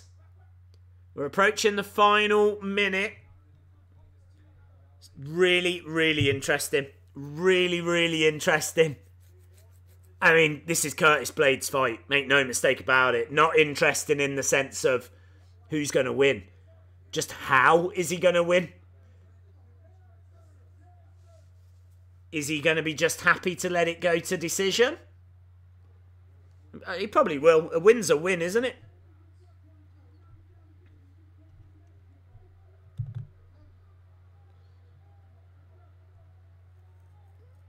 Boos from the crowd. I think the crowd want a bit more action than what they're getting. It's understandable. They've seen some good moments in this fight. But sadly, not much for a while. Blaydes just quite happy. Controlling Willis, tying him up, not allowing him up onto his feet. Willis just having his energy sapped, firing in a few shots. Blaydes is just absolutely controlling it. Absolutely controlling it. He's on the back of Willis. Willis can't even get up. And that's it for round 2. Not sure the crowd enjoyed that round that much. Some nice moments at the start of it. But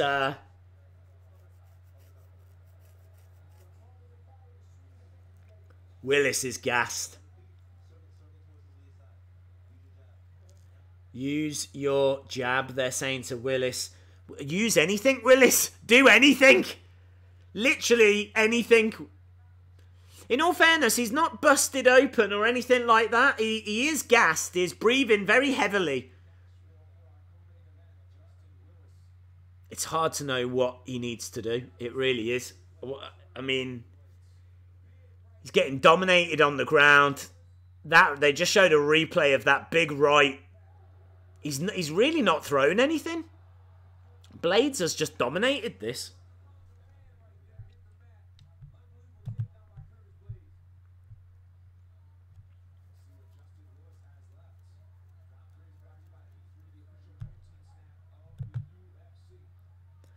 Okay, here we go then. We're going into the third and final round. This is the co-main event.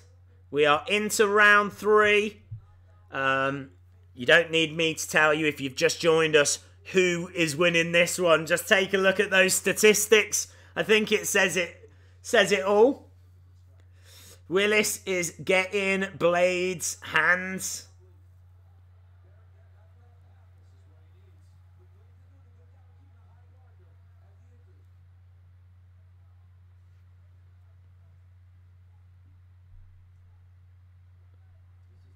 Leg kick from Blaydes. Blaydes just needs to be careful here. He doesn't want to let Willis get any shots off or do anything like that. Just everything he's been doing in those first rounds. I mean, Willis is gassed. Willis isn't throwing a great deal. This is the longest that Willis has been on his feet.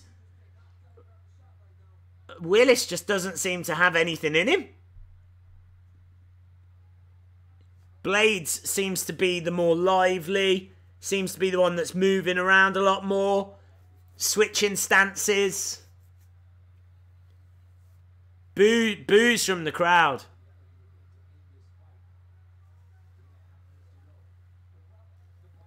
Looking for a takedown, but Willis does fire some shots in. Just over 3 minutes left of this third round, and it has been utter domination from Curtis Blaydes. Utter domination.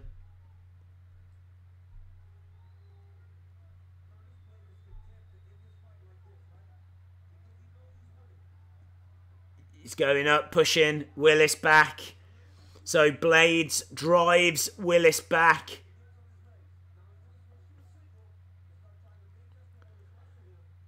Two minutes 40 odd.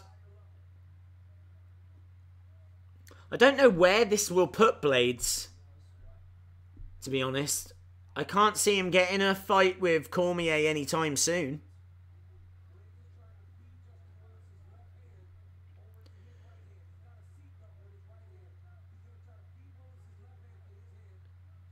It's really interesting, actually, listening to Cormier just kind of talk about what Blaydes is looking for here.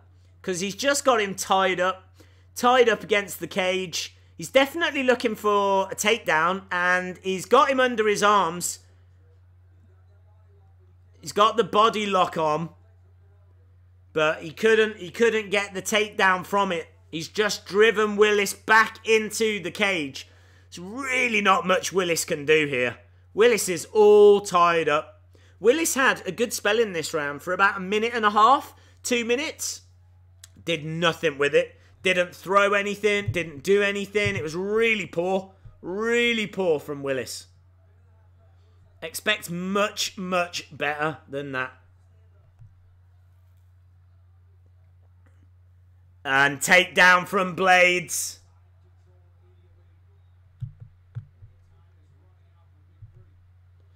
Time is running out. We've just got 1 minute 14. Willis is on his back. Blaydes is on top. It's a done deal. It's a done deal. I don't see any way that Willis is picking up the victory from there.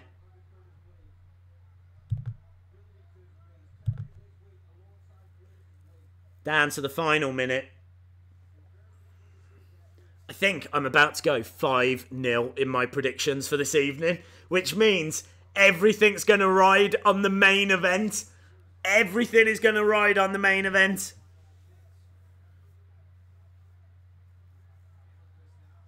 Hammer fists from Blaydes as we approach the final 30 seconds.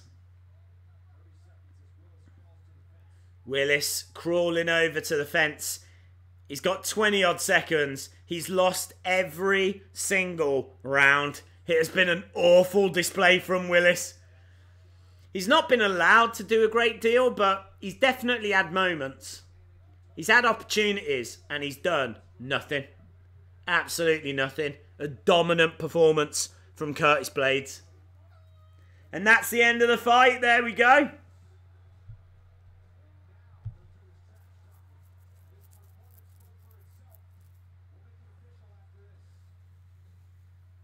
So that's gone to decision. It's going to go to Blaydes. And I am going to go 5-0 up in my predictions. So that's going to bring us to the main event. It is going to be main event time, guys. Thompson versus Pettis is our main event match. I've gone with Thompson, but of course Pettis is very, very dangerous. You can never count him out. But I've gone with Thompson. So let's wait and see how that plays out. We still need to get the result of this one first. So let's see how that goes as well. Boring fight. Disappointed. Yeah, it was boring. Blaydes really did just take a lot of the momentum out of the fight. Blaydes just got a few shots off. Drove Willis up against the cage. Fired in knees. Controlled the fight. Absolutely controlled the fight.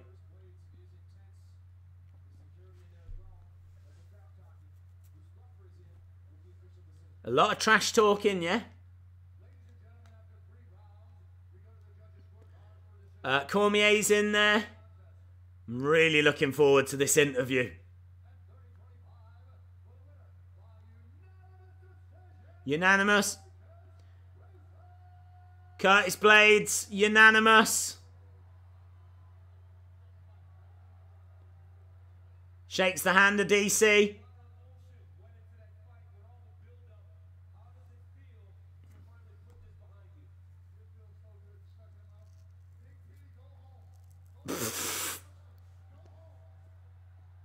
Curtis Blaydes telling Willis to go home.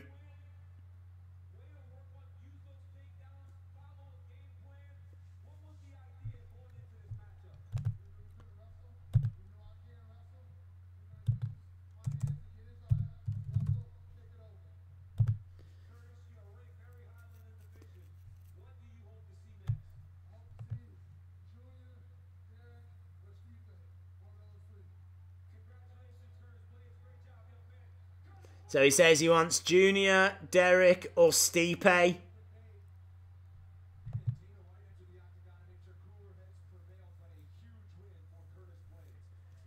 There we go. So Sergio Pettis, they just showed him in the crowd.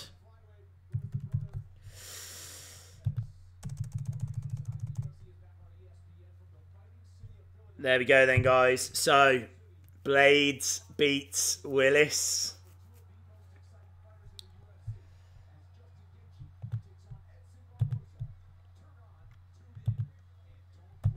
This is going to bring us to our main event.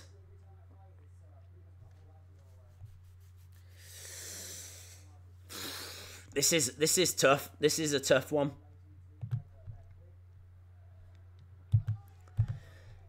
Let's change our info at the top. This is the final fight of the evening.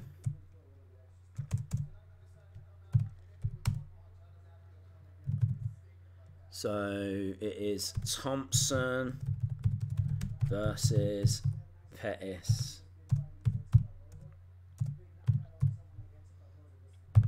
Boom.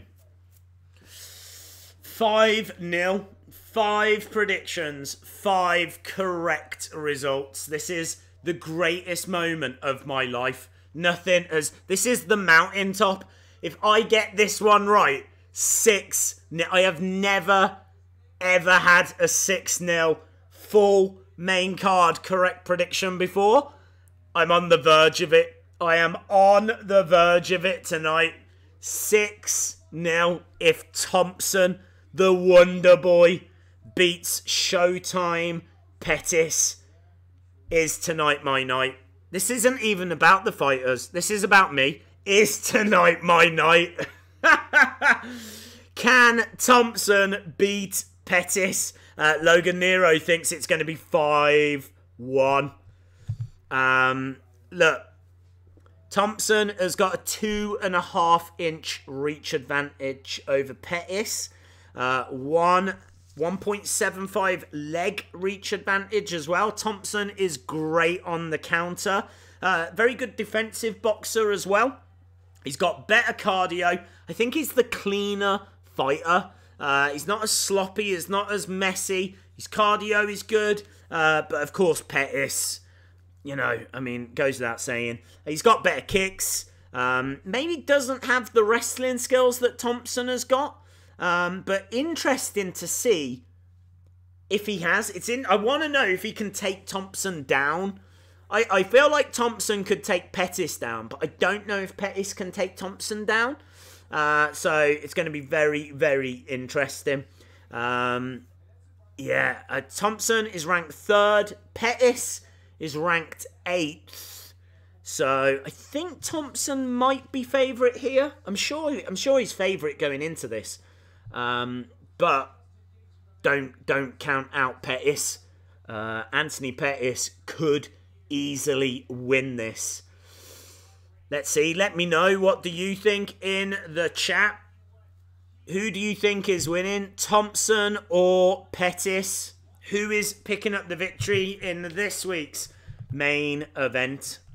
I gotta be honest, I think my favourite fight of the night was the fight that I was most looking forward to anyway, and that was Formiga against Figueredo. Formiga picking up the victory in a really interesting contest. James Mulligan thinks Pettis is going to win. 1 million subs, no videos, reckons that it could be 6-0 to me. I hope so. This will be a night that I talk about for a long time, if true. I'll be like, do you remember that one time when I got every prediction correct? Let's see. Let's see if it's going to go that way. I'm going with Thompson. I'm going with Thompson over Pettis. We haven't got the fight yet. They're just running down future cards, future fight nights.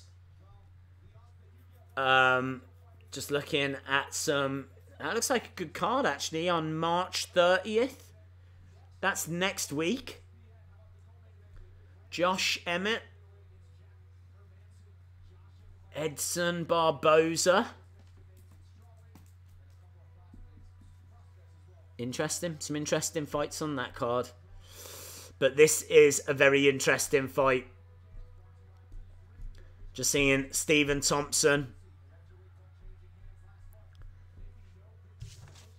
Thompson is ranked 3rd.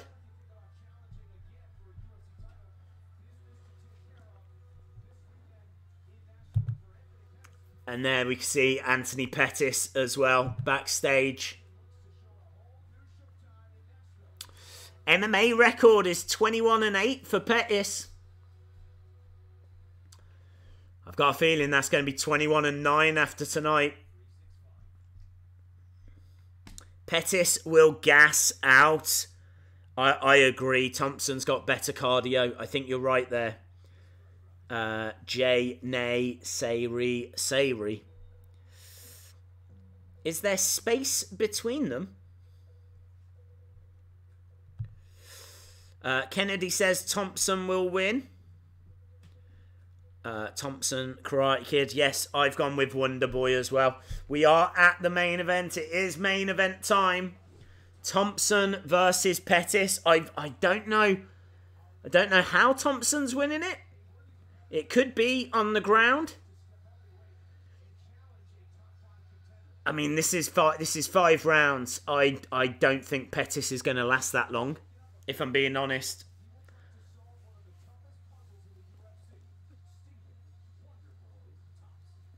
One of the toughest puzzles in the UFC.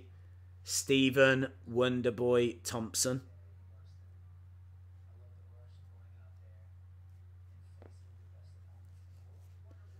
He says he loves the rush of going out there and facing the best in the world. He is one of the best in the world. This is good. Thompson, TKO, second round head kick. Thompson will gas out because he will have to move for once. Fair play.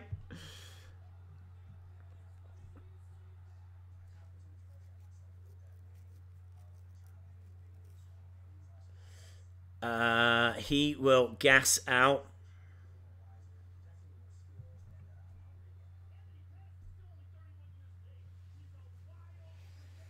Right, we're just seeing Pettis, some of Pettis's previous fights. I don't think he's going to have worked out Thompson. I really don't. I think Thompson's just going to have way too much. He's really good on counters. Pettis can't afford to go charging in. He'll get caught.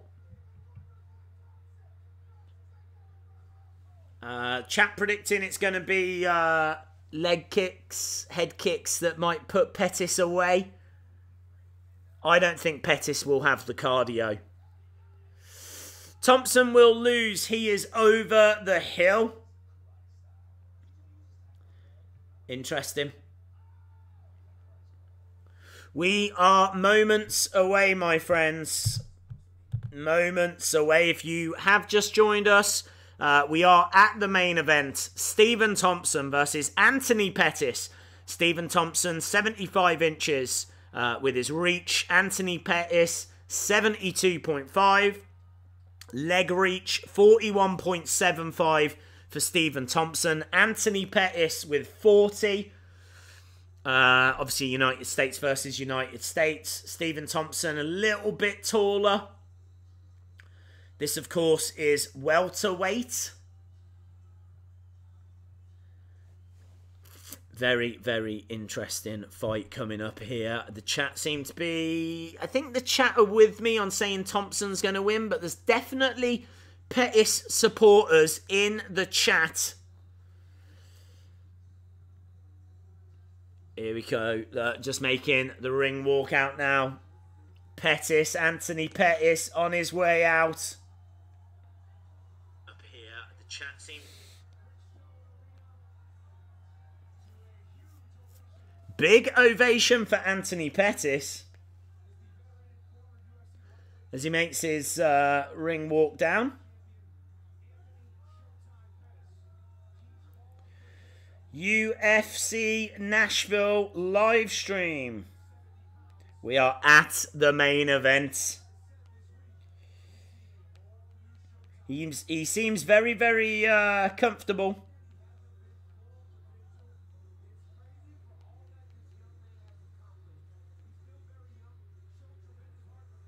He is still quite young, actually, considering everything that he's achieved.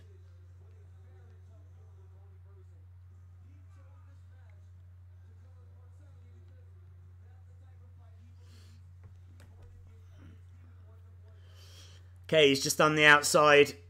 We're just waiting for the fighters to step in to the octagon.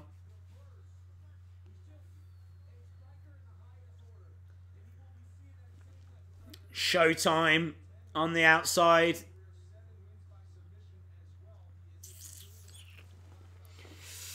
Anthony Pettis, former UFC and final WEC lightweight champion. Most submissions from bottom position in UFC. WEC history. Finished 17 out of 21 wins. 10 by knockout. 7 by submission. Dangerous, man. Dangerous, dangerous, man. This is going to be an interesting fight. A fascinating fight. But I think Pettis goes in as underdog on this one. Big cheers, though. He's certainly got Nashville behind him. Nashville are pumped for this one. Anthony Pettis in the octagon. Now we're just waiting for Stephen Thompson. Pettis is the better kicker. Yes, completely agree. Completely agree. Deiveson, have you seen Fighting with My Family? I have not. No, I've not seen it yet. Stephen Thompson just making his way down.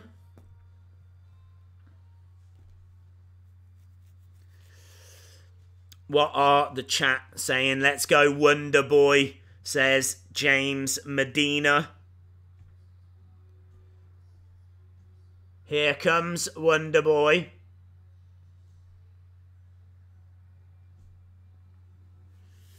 Just waiting for him to make his ring walk.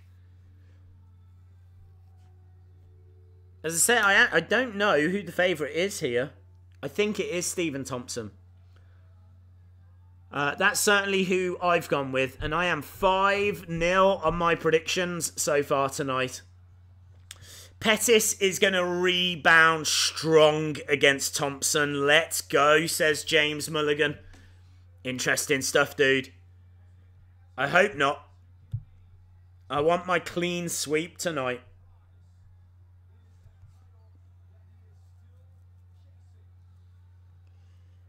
Big smile on his face. He seems ready for this one. Pumped for this one.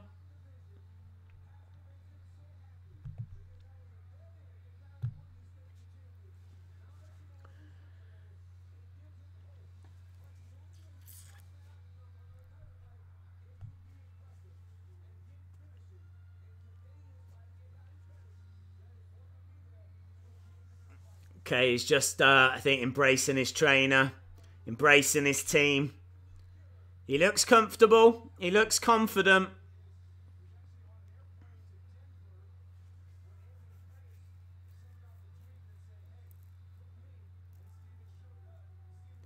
Second most knockouts since 2012 in the UFC welterweight division. 5 first-round finishes. His kickboxing... I didn't know that. His kickboxing record was 57-0. 57-0. Wow. I didn't know that. 57-0.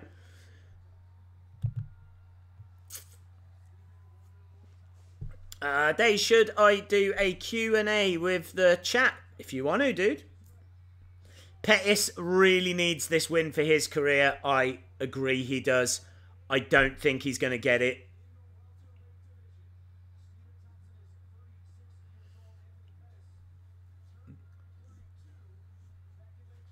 $36, Stephen Thompson. 32, Anthony Pettis.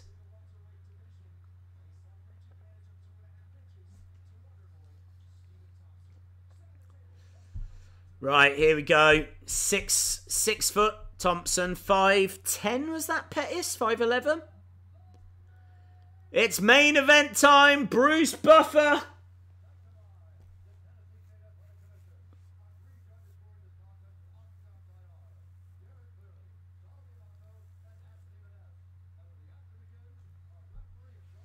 Here we go.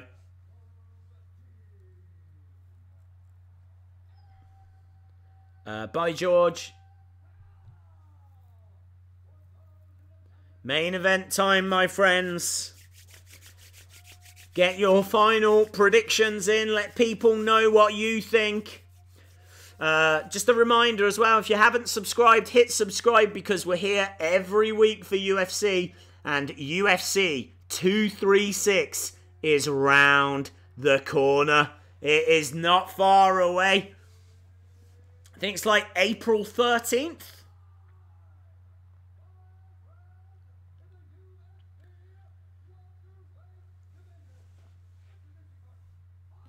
Fighting!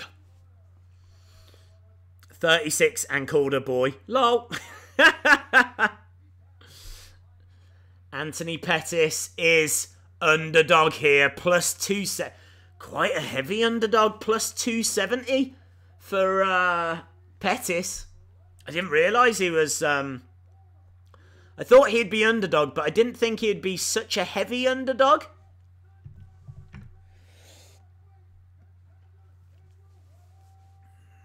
Let's see.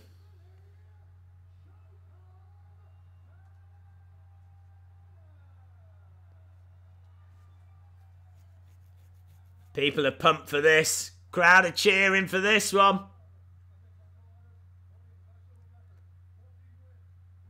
Wow, minus 350.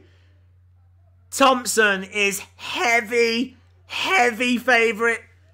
Negative 350? Honestly, had no idea he was such a heavy favourite. Oh, I tell you what. I'm feeling good now. Winner predictions. I could be on for 6-0 here. Come on, Thompson! Come on, Wonder Boy! You 36-year-old Wonder Boy! 6-0, 6-0, 6-0. Oh, come on, don't do anything stupid.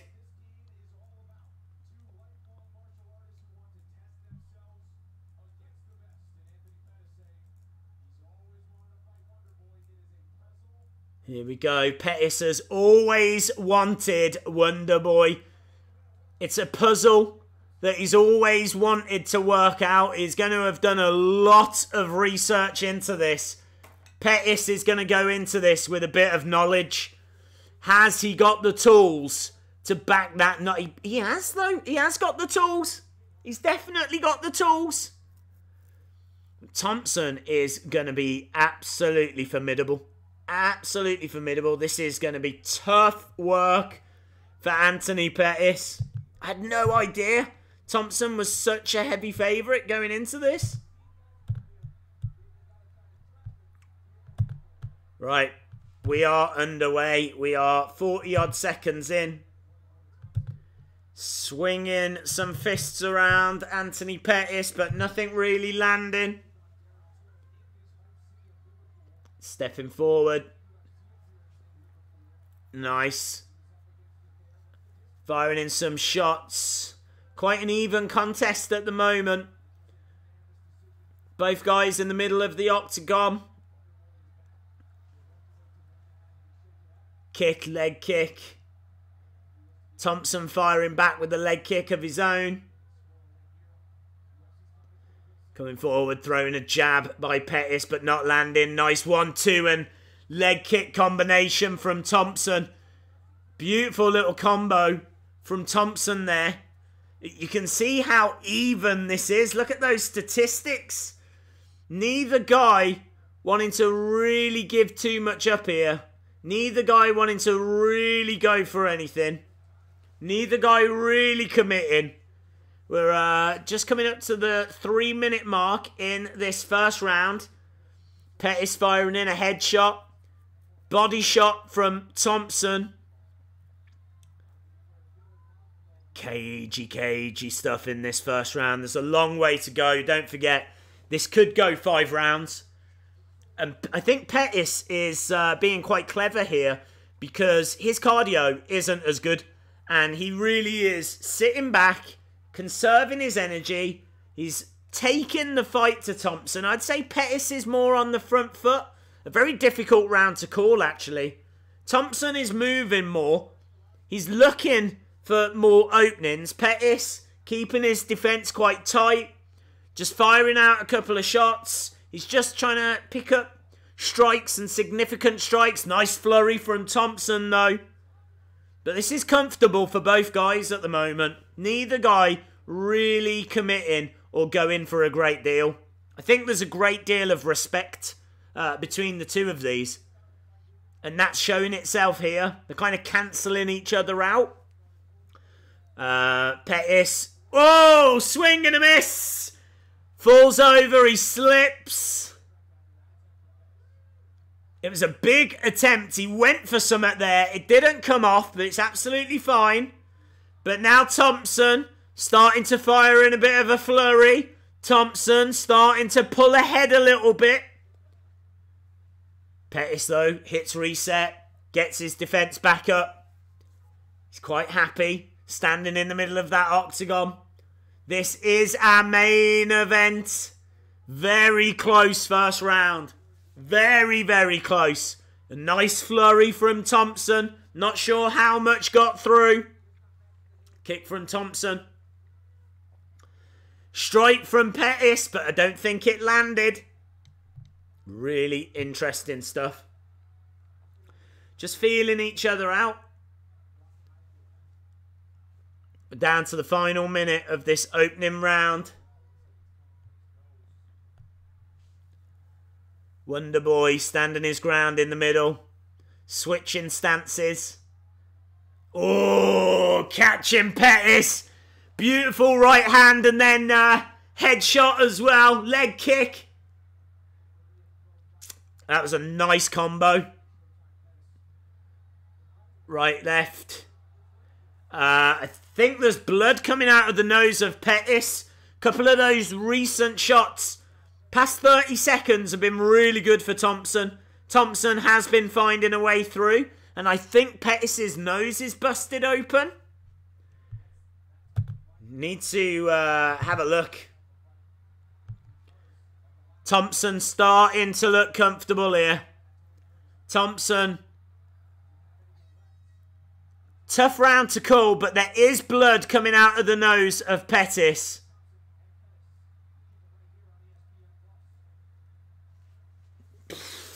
Interesting. Interesting. Blaydes did win, yes. You can see at the bottom the winners, all the winners from the main card tonight, scrolling along the bottom for anyone that missed. My prediction is that Thompson will win this. If I get that right, I'm 6-0 for my predictions tonight. Little bit of a feel out in that round, yes. Neither guy really committing, but I would say that Thompson really stepped it up towards the end of the round. Just seeing a left down the middle that got through. He followed that up with a spinning leg kick to the head. Pettis did manage to get some form of defense on that, though. Thompson looks absolutely fine. I don't think a great deal has troubled Thompson. Pettis was getting some shots through, though. Definitely more damage done by Thompson, though. Blood on the nose of Pettis. If I had to call it, I would give that to Thompson. Headshots coming in now from Thompson. Leg kicks. Kick from Pettis. Really interesting. Let me just grab this.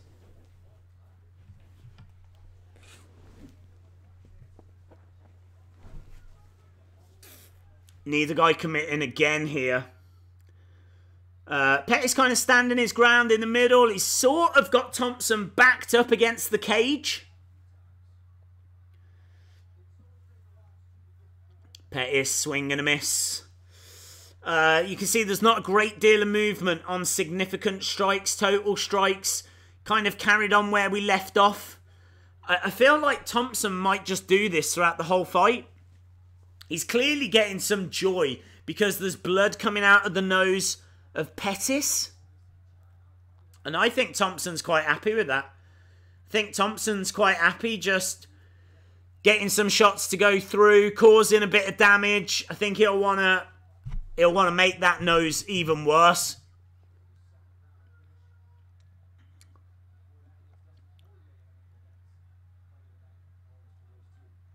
Shot coming from Pettis. 3 minutes 20 left in this round. Pettis' face really not looking good now. Stephen Thompson doesn't even look like he's in a fight. I don't think he's broken out a sweat. Pettis busted open though.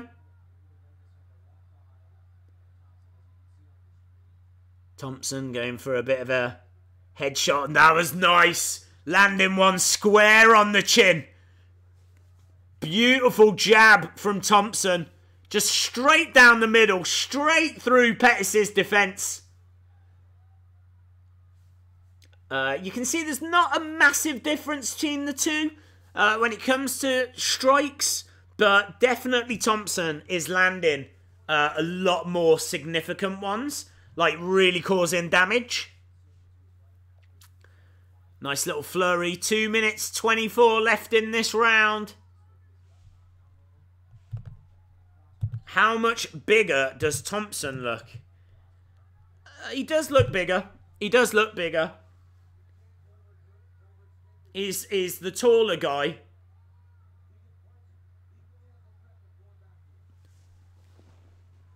I wouldn't say it was like anything too striking in difference, but he is definitely bigger. Thompson, quite happy, standing the middle ground. Pettis on the outside. Thompson just doing exactly what he did in the first. He's fighting from distance. Obviously using the kicks. A lot of kicks, actually. Again, left jab. Right jab. 2 right jabs. Going straight down the middle. Pettis just can't seem to stop them.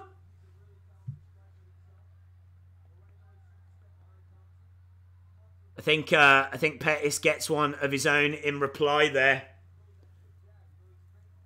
We are just over a minute left in this round. And honestly, if it keeps going this way, I'm struggling to see Pettis make it to the end of this fight.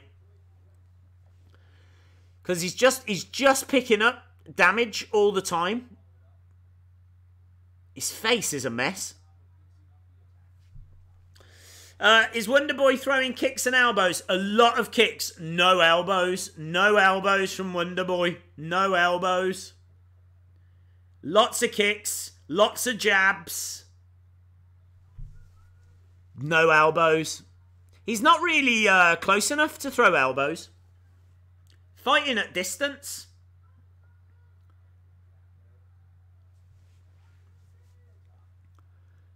Again, occupying the middle. 20 seconds left of this round. Round number 2. You got to say, this is definitely Thompson's fight. If anyone is just joining us. Oh, Pettis! Pettis wins! Pettis wins! Out of nowhere! Oh! Out of nowhere! Wow! Out of nowhere, Pettis, I think it was a massive left. He was backed up against the cage, just lunged forward. Pettis has got blood all down his face. It came out of nowhere. A knockout. KO. Wow. Look at this. He was backed up against the cage. A kick. It was like a Superman punch. I don't think he said, look, there's a kick from Thompson. Pettis jumps up. Superman punch. Thompson goes, I can't believe, I'm 5-1. Oh, no. 5-1. That knockout is incredible. Wow, that Pettis knockout, honestly, is stunning. I think Thompson just said, Thompson was just talking to Pettis there. He's like, I don't know what happened. I don't know what happened. It came out of nowhere. He was getting absolutely railroaded up against the cage. It was incredible. Pettis, he gets kicked, takes a body shot, and all he can do is jump up and try and fire something back. How Thompson didn't defend that, I haven't got a clue. He's fired a kick in, Pettis has come up. It's come out of nowhere. Wow. Wow. Stunning. Stunning. What a moment. What a moment. Pettis KOs Thompson. And I finished the night 5-1. Ah! I'm gutted. I'm gutted. I could taste it. I thought I was at the promised land. I thought I was there. The final fight. The main event. That is a huge upset as well. That is a huge upset. Wow. I'm shocked. I am absolutely shocked.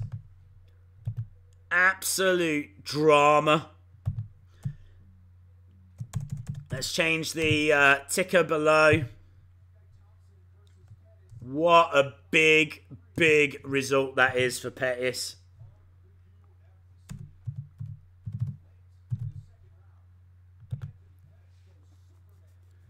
Superman punch.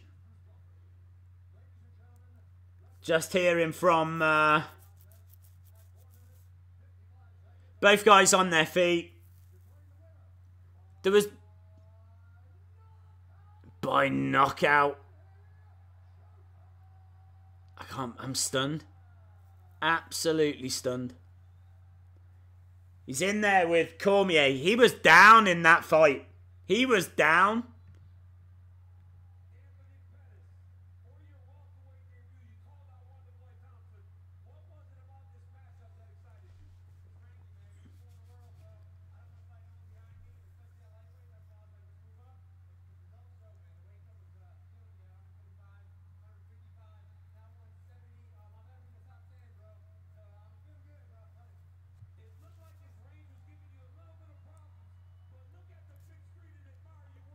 Yeah, they're going to show the knockout again, the replay here.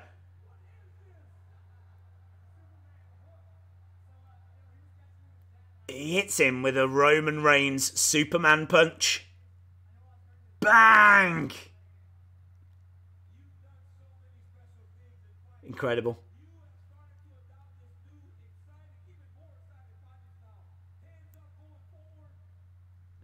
Superman punch.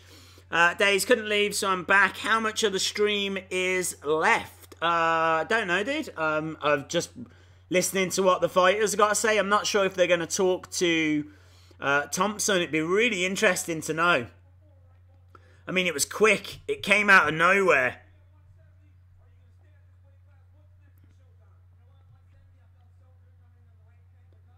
I think he's going to stay at this weight division.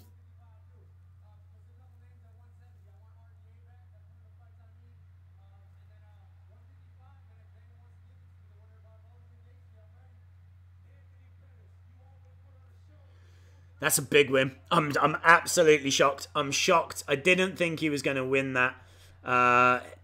He really, really went into that as the underdog.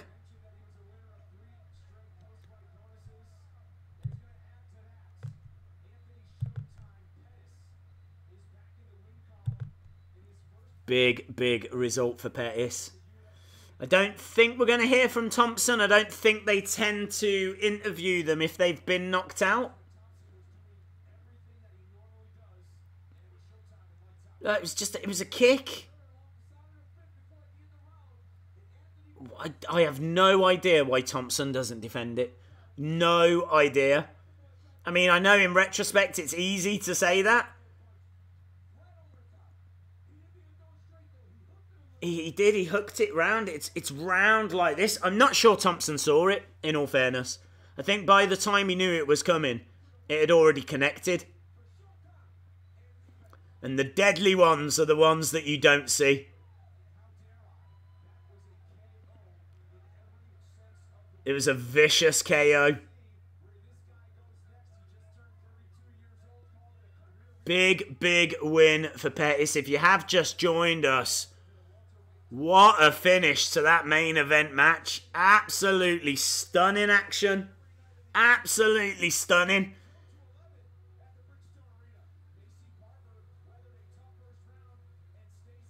Wow. 5-1. The streak is over. Joe Rogan got that rule put in because they don't remember they were out and he was sleeping on Pettis.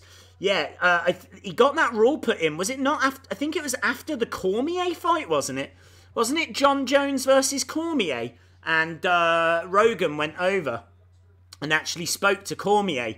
And then on his podcast after said, I really wish I hadn't have done that.